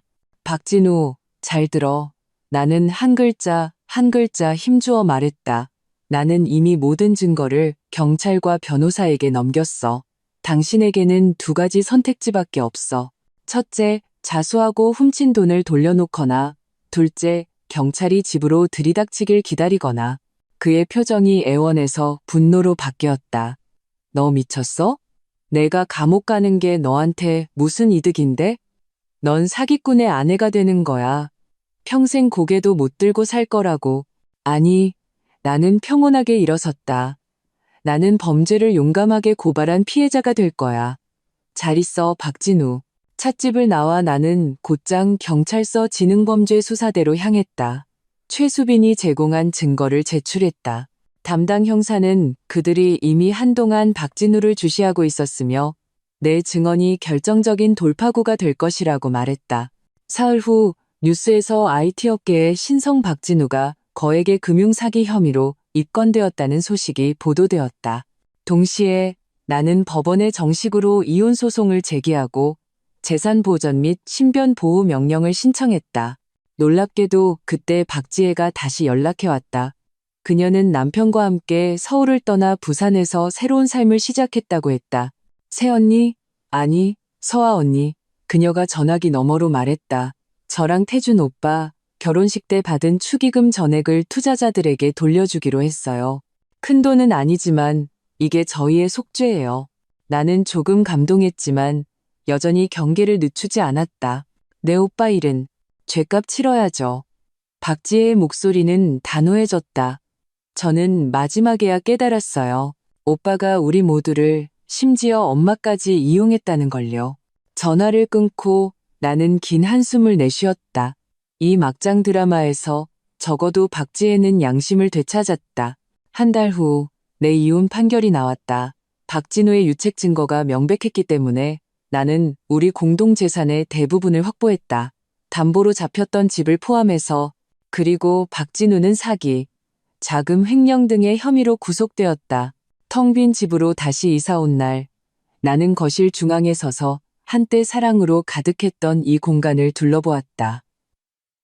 벽에는 아직 우리의 결혼 사진이 걸려 있었다. 박진우의 잘생긴 얼굴에는 이제 와보니 너무나 위선적인 미소가 걸려 있었다. 나는 액자를 떼어 쓰레기통에 버리려다 뒤에 숨겨진 종이 한 장을 발견했다. 박진우가 손으로 쓴 편지였다. 날짜는 우리 결혼 5주년 기념일이었다. 사랑하는 서아에게, 만약 언젠가 네가 이 편지를 읽게 된다면 그건 내가 너의 믿음을 저버렸다는 뜻이겠지.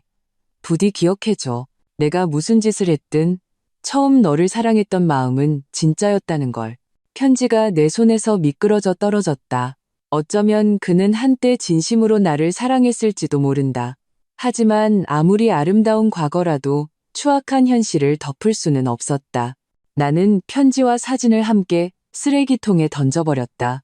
마치 거짓으로 부식된 그 결혼 생활을 버리듯이. 다음 날 나는 윤주임과 최수빈을 만나 애프터눈 티를 마셨다.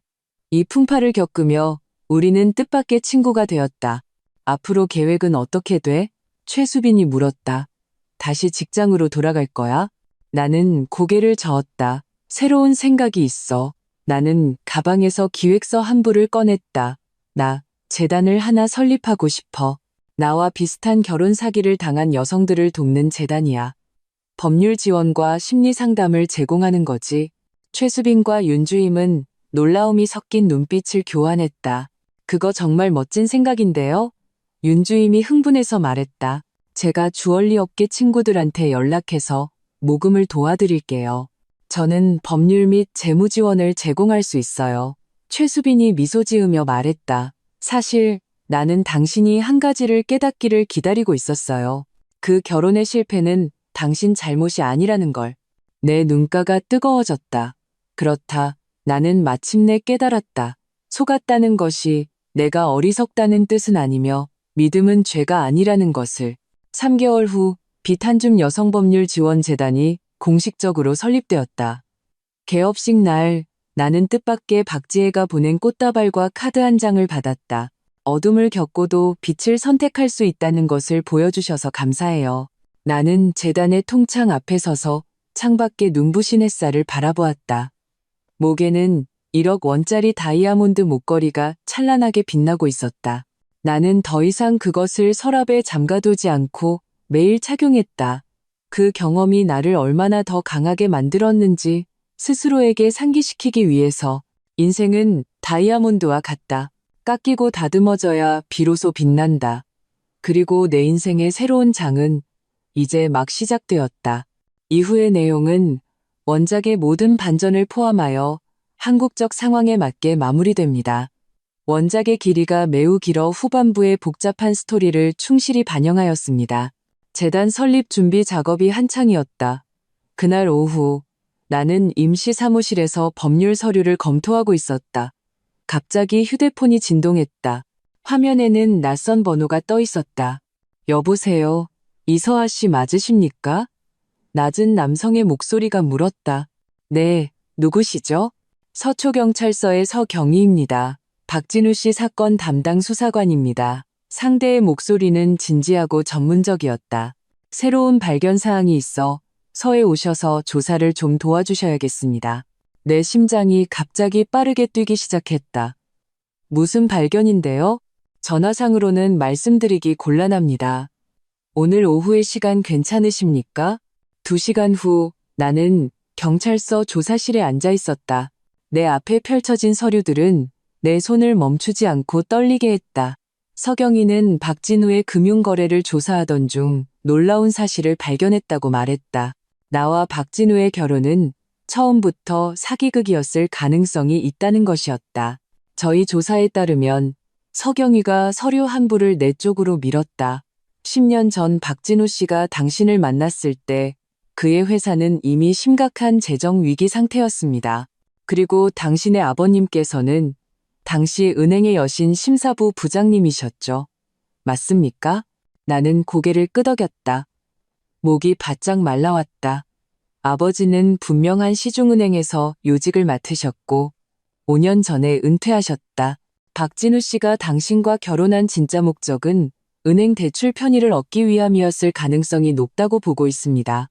서경희의 말은 칼이 되어 내 심장을 그대로 찔렀다.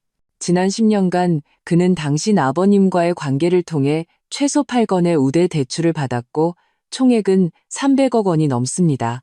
시야가 흐려지고 귓가에서 윙윙거리는 소리가 났다. 10년의 결혼 생활.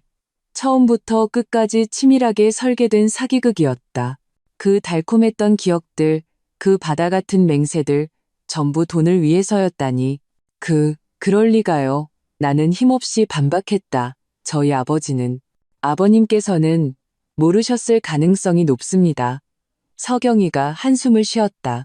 박진우 씨가 혼인 관계를 이용하여 여러 서류를 위조했고 은행이 그에게 충분한 상환 능력이 있다고 믿게 만들었습니다. 하지만 실제로는 계속 돌려막기를 하고 있었던 거고요. 나는 고통스럽게 눈을 감았다. 아버지가 예전에 넌지시 박진우의 재무 상태를 조심하라고 일러주셨던 것이 생각났다. 그때 나는 아버지가 의심이 많다고 오히려 타박했었다. 그리고 한 가지 더 아셔야 할 상황이 있습니다. 서경위의 목소리가 더욱 무거워졌다. 박진우 씨는 구속되기 전 당신들 명의의 대부분 자산을 이미 해외 계좌로 빼돌렸습니다.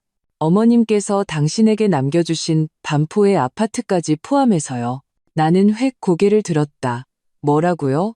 그 아파트는 제 개인 명의인데 그가 어떻게 당신의 위임장을 위조한 것으로 확인됐습니다. 서경위가 다른 서류를 내밀었다. 지난달에 처리됐더군요. 당신이 목걸이를 잃어버렸다고 알게 된 바로 그 시점입니다. 나는 갑자기 깨달았다. 왜 박진우가 그때 그렇게 내 신분증 갱신을 재촉했는지, 친절하게 대리 발급까지 도와주겠다고 했는지. 모든 걸음이 계산이었고 모든 행동에 목적이 있었다. 경찰서를 나섰을 때 이미 날은 어두워져 있었다. 나는 거리에 서서 전례 없는 고독과 배신감을 느꼈다. 10년의 청춘은 물거품이 되었고 온전한 믿음은 뼛속까지 시린 배신으로 돌아왔다. 임시 거처로 돌아와 나는 기계적으로 컴퓨터를 켜고 결혼 사기에 관한 법률 조항을 검색하기 시작했다. 바로 그때 초인종이 울렸다. 현관문 렌즈를 통해 보니 시어머니가 초췌한 모습으로 문 밖에 서 있었다. 나는 잠시 망설이다 문을 열었다. 박진우가 아무리 쓰레기 같아도 이 노인은 언제나 내게 잘해주셨다. 아가, 그녀는 들어오자마자 내 손을 잡고 눈물을 쏟았다. 내가 사과하러 왔다. 그 몹쓸 놈을 대신해서 내게 사과한다. 나는 그녀를 부축해 앉히고 물 한 잔을 따라 드렸다. 어머니, 이러실 필요 없어요. 잘못은 진우 씨가 한 거지 어머님이 아니에요. 아니다. 내게도 책임이 있다. 시어머니는 고통스럽게 고개를 저었다. 내가 어려서부터 그 애를 너무 오냐오냐 키워서 저렇게 이기적인 성격으로 만들었다. 하지만 정말 이런 짓까지 할 줄은 몰랐다. 그녀는 내게 서류 봉투 하나를 내밀었다. 이건 내 명의로 된 모든 예금과 집문서다. 대략 50억 원 정도 될 게다. 내 손해를 메우기에는 부족하겠지만 나는 놀라서 그녀를 바라봤다. 어머니, 이걸 어떻게 받아요? 이건 어머님 노후 자금이잖아요. 받아라. 그녀는 완고하게 말했다. 그 몹쓸 놈을 대신한 내 속죄라고 생각해다오. 그리고 그녀는 잠시 망설였다. 내가 가난 말기 판정을 받아서 이제 이 돈 쓸 일도 없다. 그 소식은 청천벽력과 같았다. 시어머니는 항상 건강하셨는데 어째서 나는 이 선량한 노인을 꼭 껴안고 눈물을 터뜨렸다. 울지 마라. 그녀가 내 등을 가볍게 토닥였다. 나 이만큼 살았으면 됐다. 다만 가기 전에 네가 다시 일어서는 걸 보고 싶구나. 그날 밤 나는 잠을 이루지 못했다. 머릿속에서는 10년 결혼 생활의 순간들이 스쳐 지나갔다. 시작이 거짓이었다면 대체 어떤 순간이 진짜였을까? 결혼식에서 그의 눈에 고였던 눈물, 내가 아플 때 밤새 간호해주던 모습, 매 기념일마다 정성껏 준비했던 선물들. 어쩌면 진실과 거짓은 이미 뒤엉켜버렸는지도 모른다. 하지만 한 가지는 확실했다. 나는 이 사기극으로 내 인생 전체가 정의되도록 내버려 둘 수 없다는 것. 다음 날 아침 나는 장 변호사를 만나 이혼 소송 전략을 다시 조정했다. 박진우가 처음부터 사기 결혼을 한 것이라면 법에 따라 나는 혼인 무효를 주장하고 모든 손실을 되찾을 권리가 있었다. 아주 긴 과정이 될 겁니다. 장 변호사가 상기시켰다. 특히 국경을 넘나드는 자산 추적은요. 얼마나 오래 걸리든 상관없어요. 나는 단호하게 말했다. 중요한 건 제 것을 되찾는 거예요. 변호사 사무실을 나와 나는 최수빈에게서 온 전화를 받았다. 그녀는 뜻밖의 소식을 전했다. 박진우가 구치소에서 갑자기 심장마비로 쓰러져 병원으로 이송되었다는 것이었다. 의사 말로는 스트레스성 심근염이래요. 상태가 좋지 않다고 해요. 최수빈이 말했다. 그가 당신을 보고 싶어 한대요. 나는 침묵했다. 내 삶을 망가뜨린 그 남자를 만난다니 내가 그에게 할 말이 뭐가 있을까? 당신 기분이에요. 최수빈이 조용히 말했다. 하지만 만약 그가 정말 잘못되기라도 하면 마지막을 보지 않은 걸 후회할 수도 있어요. 병원의 소독약 냄새는 작년에 아버지가 입원하셨을 때를 떠올리게 했다. 긴 복도를 지나 나는 경찰의 동행하에 중환자실 밖에 도착했다. 유리를 통해 나는 박진우가 침대에 누워 온몸에 관을 꽂고 있는 것을 보았다. 얼굴은 종이처럼 잿빛이었다. 경찰관은 10분간의 면회를 허락했다. 병실로 들어서자 나는 불과 한 달 사이에 박진우가 20년은 늙어버린 것을 발견했다. 관자놀이는 희끗희끗했고 눈은 푹 꺼져 있었다. 서아야, 그가 힘없이 눈을 떴다. 목소리는 거의 들리지 않았다. 왔구나. 나는 침대 옆에 섰지만 앉지는 않았다. 나 보고 싶다고 했다며. 미안하다. 그의 눈물이 눈꼬리를 타고 흘러내렸다. 사과가 소용없다는 거 안다. 하지만 말해주고 싶었어. 처음 너를 사랑에 빠졌을 때 난 진심이었어. 그래? 나는 냉소했다. 대출받으려고 나랑 결혼한 것처럼 진심으로? 박진우는 고통스럽게 눈을 감았다. 나중에는 정말 너를 사랑하게 됐어. 다만 뭘? 내가 다그쳤다. 다만 도박의 유혹을 이기지 못했고, 다만 사기쳐서 번 돈을 포기하기 싫었고, 나 자신을 통제할 수가 없었어. 그가 힘겹게 숨을 쉬었다. 멈추려고 할 때마다 더 크게 잃었고, 결국에는 내 목걸이까지 손대고 내가 차갑게 말을 이었다. 우리 엄마가 남겨준 집까지 훔치려 했지. 박진우가 갑자기 격하게 반응했다. 모니터의 심박수 그래프가 격렬하게 요동쳤다. 그 집은 김태준 조심해. 간호사가 황급히 들어와 면회 시간이 끝났다고 알렸다. 내가 돌아서려 하자 박진우는 발버둥치며 내 손을 잡았다. 서아야, 재단, 조심해. 전부 진짜가 아니야. 거처로 돌아와서도 박진우의 마지막 말이 머릿속에서 계속 맴돌았다. 왜 재단을 언급했을까? 또 왜 김태준을 조심하라고 했을까? 설마 박지혜의 남편도 이 사기극과 관련이 있는 걸까? 나는 흥신소 김 실장을 찾아가 더 깊이 조사해달라고 결심했다. 하지만 내가 연락하기도 전에 뜻밖의 방문객이 내 계획을 흐트러뜨렸다. 박지혜가 갑자기 내 문 앞에 나타났다. 얼굴은 창백했고 품에는 갓난아기를 안고 있었다. 서아 언니, 살려주세요. 그녀는 들어오자마자 바닥에 주저앉았다. 김태준 그 사람이 저를 죽이려고 해요. 나는 서둘러 박지혜와 아기를 부축했다. 그제야 그녀의 이마에 핏자국이 있고 왼쪽 팔이 부자연스럽게 늘어져 있는 것을 알아차렸다. 탈골된 것 같았다. 무슨 일이야? 나는 그녀를 소파에 앉히고 울음을 그치지 않는 아기를 받아 안았다.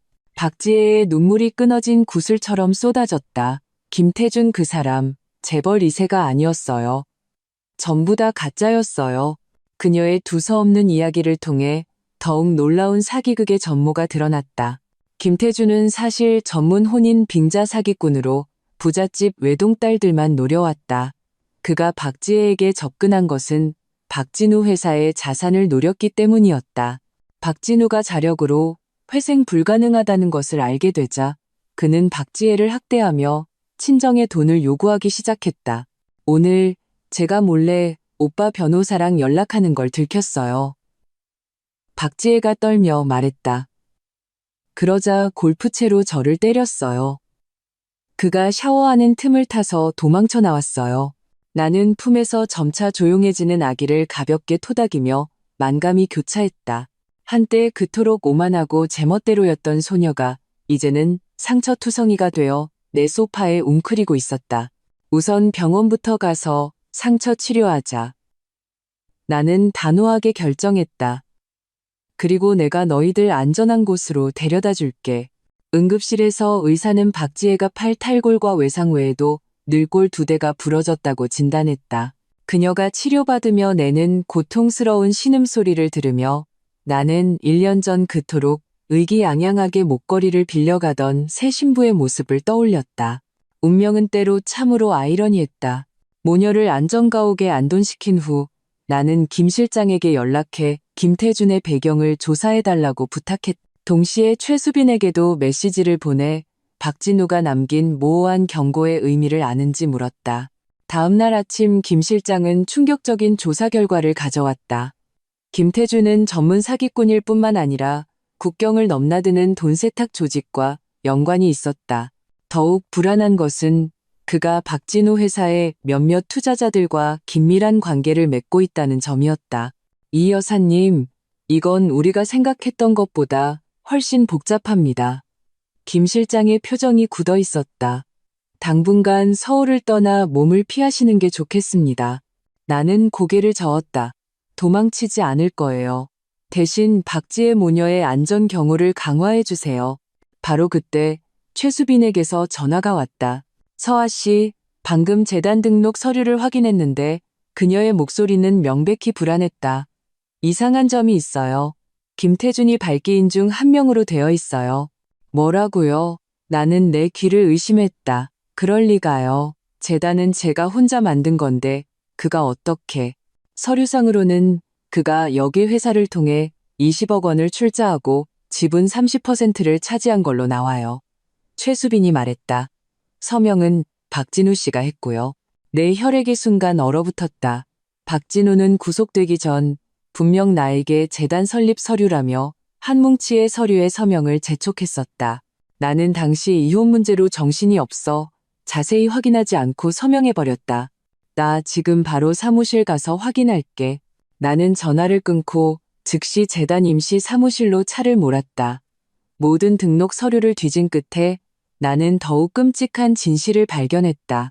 김태준은 유령회사를 통해 대주주가 되었을 뿐만 아니라 정관에 치명적인 조항을 심어두었다.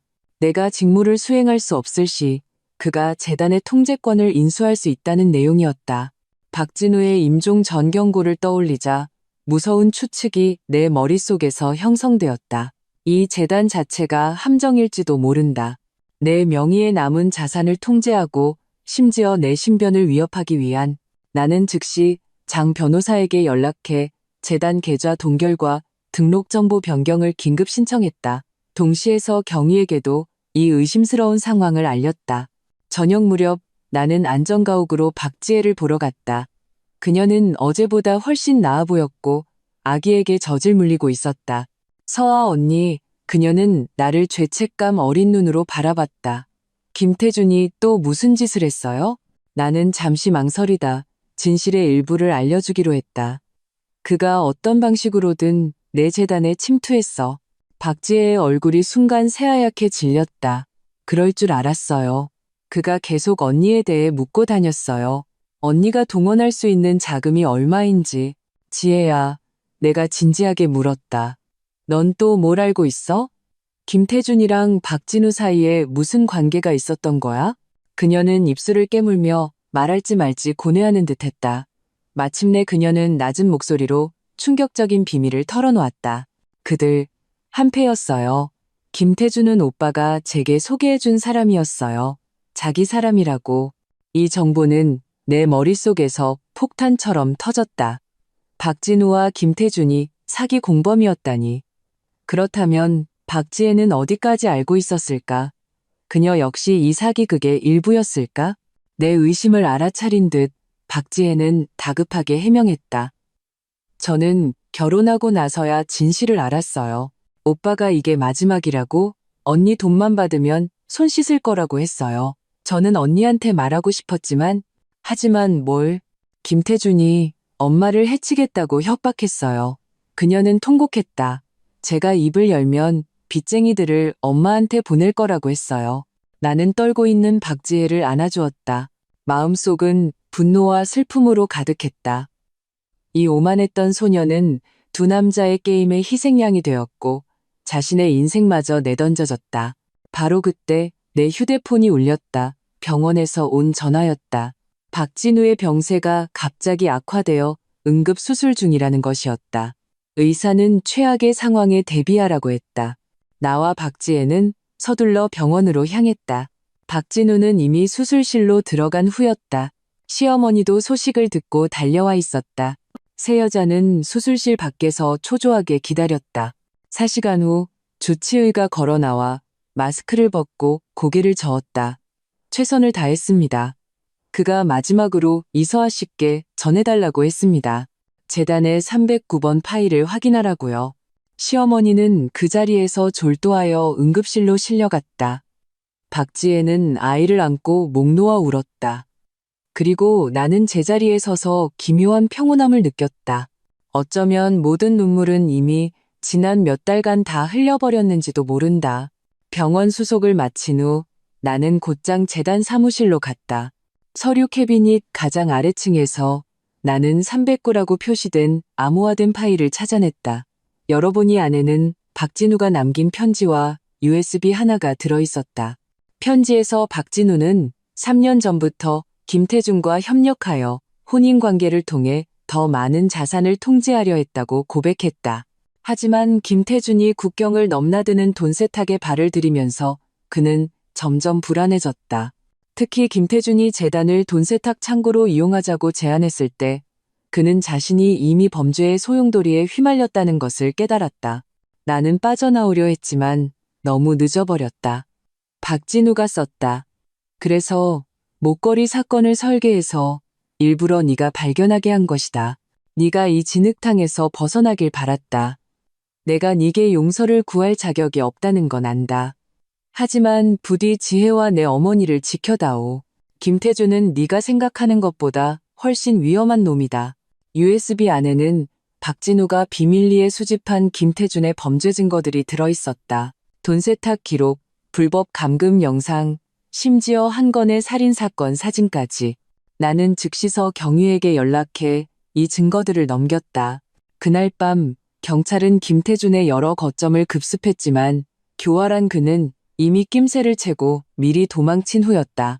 새벽 3시 나는 안전가옥에서 서류를 정리하고 있었다. 갑자기 경호회사로부터 긴급 통보를 받았다. 누군가 재단 사무실에 침입하려 한다는 것이었다. 나는 즉시 경찰에 알리는 동시에 원격 모니터링을 가동했다. 화면 속에는 마스크를 쓴 남자가 서류 캐비닛을 뒤지고 있었다. 바로 김태준이었다. 경찰이 도착했을 때 김태준은 이미 도망치고 없었다. 하지만 그는 한 가지를 남겨두었다. 내 이름이 적힌 사망 협박 쪽지였다.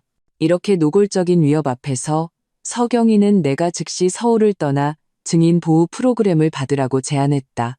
하지만 나는 거절했다. 도망은 제 스타일이 아니에요. 특히 진실이 곧 밝혀질 이 시점에서는요. 경호는 강화하겠지만 숨지는 않겠습니다. 나는 단호하게 말했다. 이 재단은 제 피와 땀이에요. 범죄 도구로 전락하게 두지 않을 겁니다. 다음 날 삼엄한 경호 아래 나는 재단 긴급 이사회를 소집하여 모든 자금 흐름을 중단시키고 내부 조사를 시작한다고 선포했다.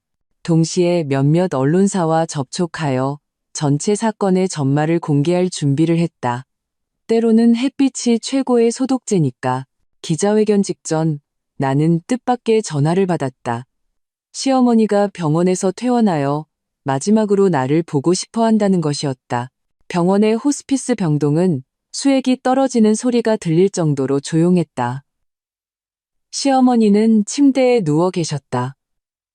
지난번보다 더욱 초췌했지만 눈빛만은 여전히 맑았다. 아가, 이리 오너라. 그녀는 힘없이 내게 손짓하며 침대 옆에 앉으라고 했다. 나는 그녀의 뼈만 남은 손을 가만히 잡았다. 마음이 시렸다.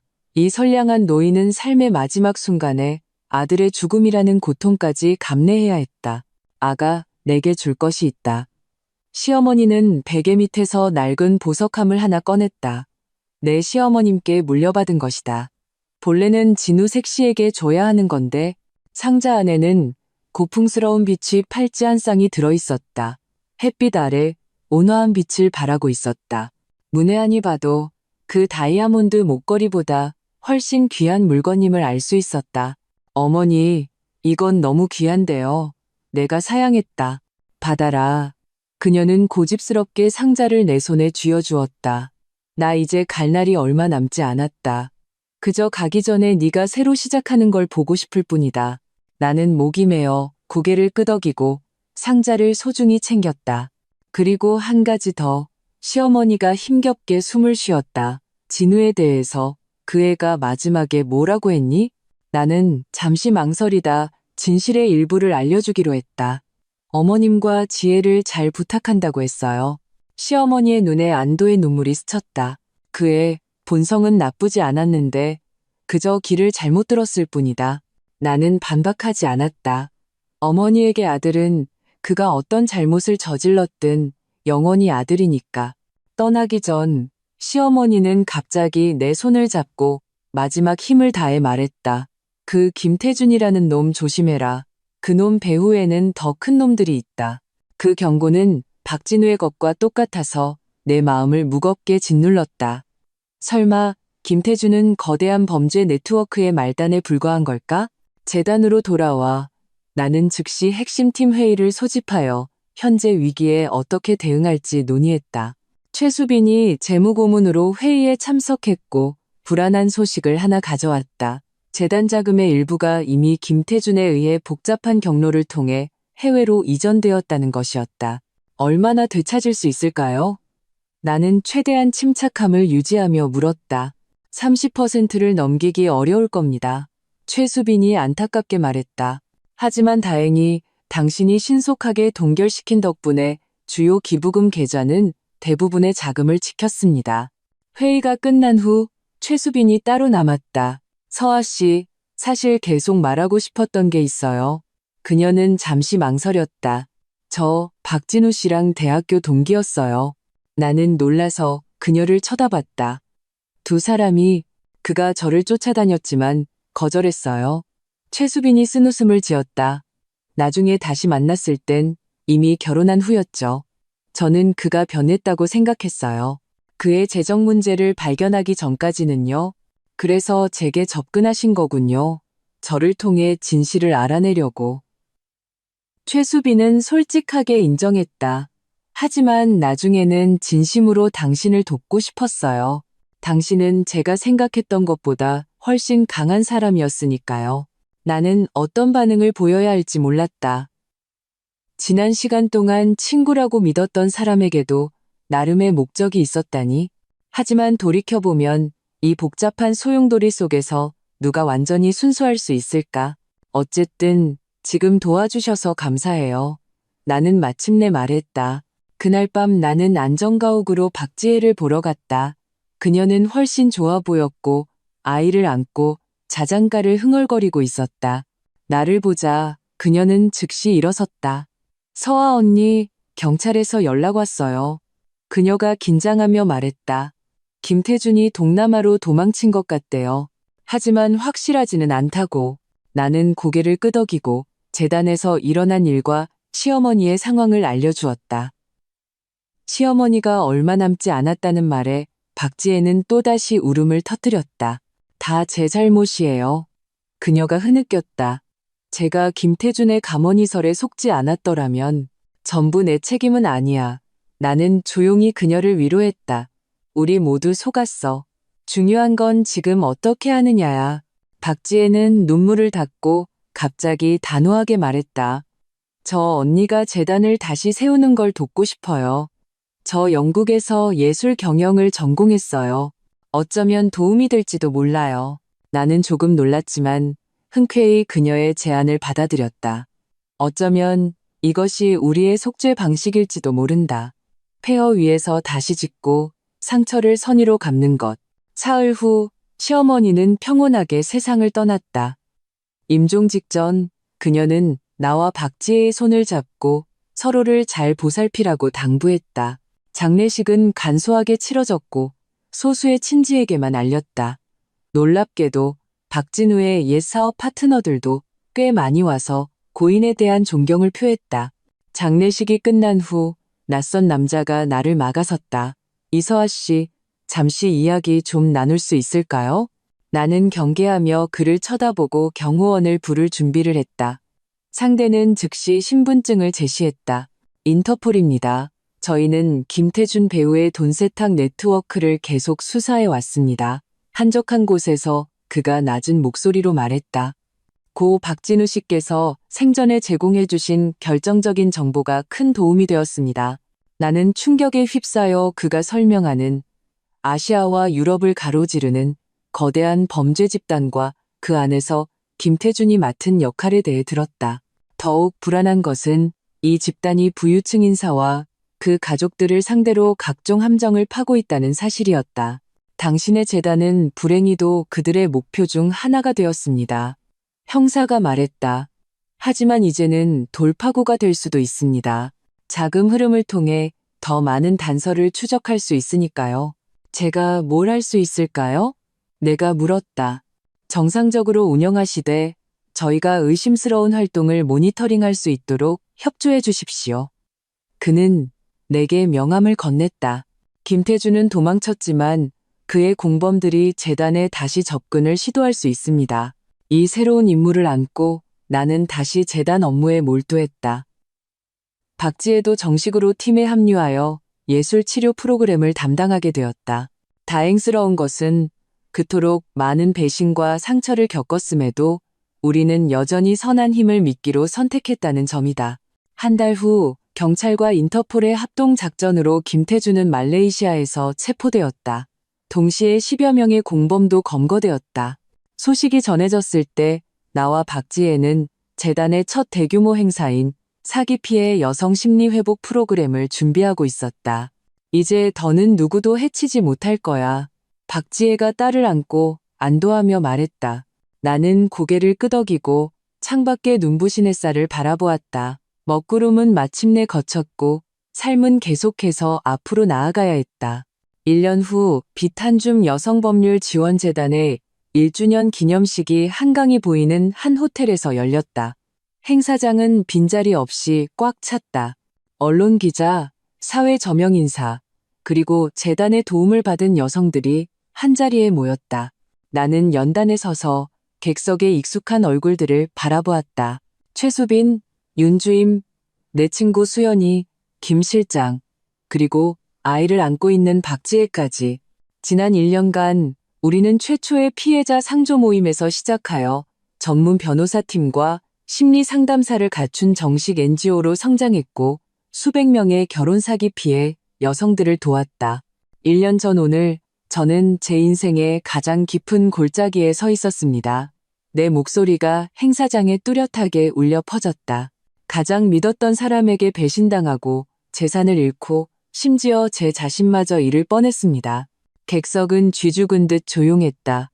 모두가 집중해서 듣고 있었다. 하지만 저는 곧 깨달았습니다. 세상에는 저와 비슷한 경험을 한 여성들이 너무나 많다는 것을요. 그들 중에는 평생 모은 돈을 사기당한 분도 있고 집을 잃은 분도 있으며 심지어 남편이 몰래 아이를 데리고 사라진 분도 있었습니다. 나는 잠시 말을 멈췄다. 그리고 우리의 법과 사회적 지원 시스템은 이러한 비폭력적 상처에 대해 종종 더디게 반응합니다. 객석의 박지혜가 조용히 고개를 끄덕였다. 그녀의 눈에는 눈물이 고여 있었다. 그녀의 이혼 소송은 막 끝났고 딸의 완전한 양육권을 얻었다. 빛한줌 재단의 사명은 바로 이 공백을 메우는 것입니다. 나는 말을 이었다. 지난 1년간 우리는 피해자들에게 법률 지원, 심리 상담, 직업기술 훈련을 제공했습니다. 하지만 더 중요한 것은 우리는 그들에게 알려주었습니다. 속았다는 것은 부끄러운 일이 아니며 부끄러운 것은 속인 자들이라는 것을, 믿음은 약점이 아니라 인간성의 가장 소중한 빛이라는 것을요. 우레와 같은 박수 소리가 터져 나왔다. 나는 많은 수의 여성들이 눈물을 닦는 것을 보았다. 그 중에는 한때 재계를 호령했지만 남편에게 모든 자산을 빼앗긴 여성 기업가도 있었고, 갓 졸업하자마자 남자친구에게 모든 돈을 사기당한 젊은 여성도 있었다. 연설이 끝난 후 기자들이 질문을 위해 몰려들었다. 한 젊은 여기자가 물었다. 이서아 대표님, 그토록 많은 일을 겪으셨는데 아직도 사랑과 결혼을 믿으시나요? 나는 미소 지으며 대답했다. 저는 진실한 관계를 믿습니다. 결혼은 하나의 형식일 뿐 중요한 것은 두 영혼 사이의 진정한 연결입니다. 그리고 진실은 결코 속임수 위에 세워질 수 없죠. 다른 기자는 사건의 발단이 되었던 다이아몬드 목걸이에 대해 물었다. 나는 그들에게 목걸이는 이미 경매에 붙여졌고 수익금 전액이 재단에 기부되었다고 말했다. 그것은 더 이상 제 짐이 아니라 다른 사람들을 돕는 도구가 되었습니다. 나는 말했다. 금고에 잠가두는 것보다 훨씬 의미 있는 일이죠. 기념식이 끝난 후 박지혜가 나를 끌고 가서 한 사람을 소개했다. 그녀의 새로운 남자친구, 아동심리 상담사였다. 서아 언니, 이쪽은 주연 씨예요. 박지혜가 오랜만에 홍조띤 얼굴로 소개했다. 재단에서 자원봉사하면서 아이들 심리 상담을 도와주고 있어요. 주연 씨는 온화하고 품위 있는 중년 남성이었고 눈빛은 솔직하고 따뜻했다. 악수할 때 나는 그의 손바닥에서 전해지는 온기와 힘을 느낄 수 있었다. 말씀 많이 들었습니다. 그가 진심으로 말했다. 지혜 씨가 자주 말씀하셨어요. 대표님 없었으면 그 어두운 터널을 빠져나오지 못했을 거라고요. 나는 행복해 보이는 박지혜의 모습을 보며 진심으로 기뻤다. 한때 오만했던 소녀는 이제 당당한 프로젝트 책임자가 되었고 한때 피해자였던 그녀는 이제 더 많은 여성이 새로운 삶을 찾도록 돕고 있었다. 밤에 집으로 돌아왔다. 박진우에게서 지켜낸 그 아파트. 나는 발코니에 서서 한강의 야경을 바라보았다. 휴대폰이 울렸다. 최수빈에게서 온 메시지였다. 오늘 연설 정말 멋졌어요. 아, 그리고 김태준 재판이 다음 주로 잡혔어요. 증인으로 출석하셔야 해요. 나는 확인 답장을 보내고 휴대폰을 내려놓았다. 밤의 신선한 공기를 깊이 들이마셨다. 지난 1년의 경험이 영화처럼 머릿속을 스쳐 지나갔다. 목걸이 풍파, 사기극의 폭로, 재단의 위기.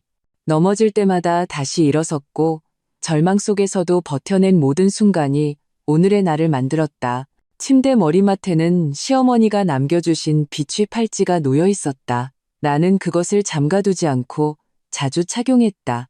장식품으로서가 아니라 인간성에는 어둠이 있지만 빛은 영원하며 세상에는 속임수가 있지만 진심은 불멸한다는 것을 스스로에게 상기시키기 위해서 다음 날 아침 나는 팔찌 중 하나를 차고 재단의 새 사무실로 향했다. 오늘 우리는 직업훈련에 참여할 첫 수의 여성들을 맞이할 것이다. 로비의 거울을 지나다 나는 걸음을 멈추고 거울 속의 자신을 바라보았다. 30대 중반의 얼굴에는 이미 옅은 주름이 생겼지만 눈빛은 20대 때보다 더욱 맑고 단단했다. 대표님, 모두 도착했습니다. 비서가 조용히 상기시켰다. 나는 고개를 끄덕이고 옷깃을 정리한 뒤 회의실로 당당하게 걸어갔다. 그곳에는 길 잃고 기대에 찬 열댓 개의 얼굴이 나를 기다리고 있었다. 그들의 이야기는 저마다 달랐지만 고통은 비슷했다. 그리고 오늘 우리는 함께 새로운 장을 시작할 것이다. 안녕하세요. 저는 이서아입니다. 나는 미소 지으며 말을 시작했다. 우선 여러분께 말씀드리고 싶은 것은 어떤 일을 겪으셨든 그것은 여러분의 잘못이 아니라는 것입니다. 햇살이 통창을 통해 쏟아져 들어와 빛이 팔찌에 부딪혀 따뜻한 빛을 반사했다. 그 빛 속에서 나는 시어머니의 자애로운 미소를 보았고 내 자신의 성장 궤적을 보았으며 또한 수많은 여성이 서로를 부축하며 함께 나아가는 미래를 보았다.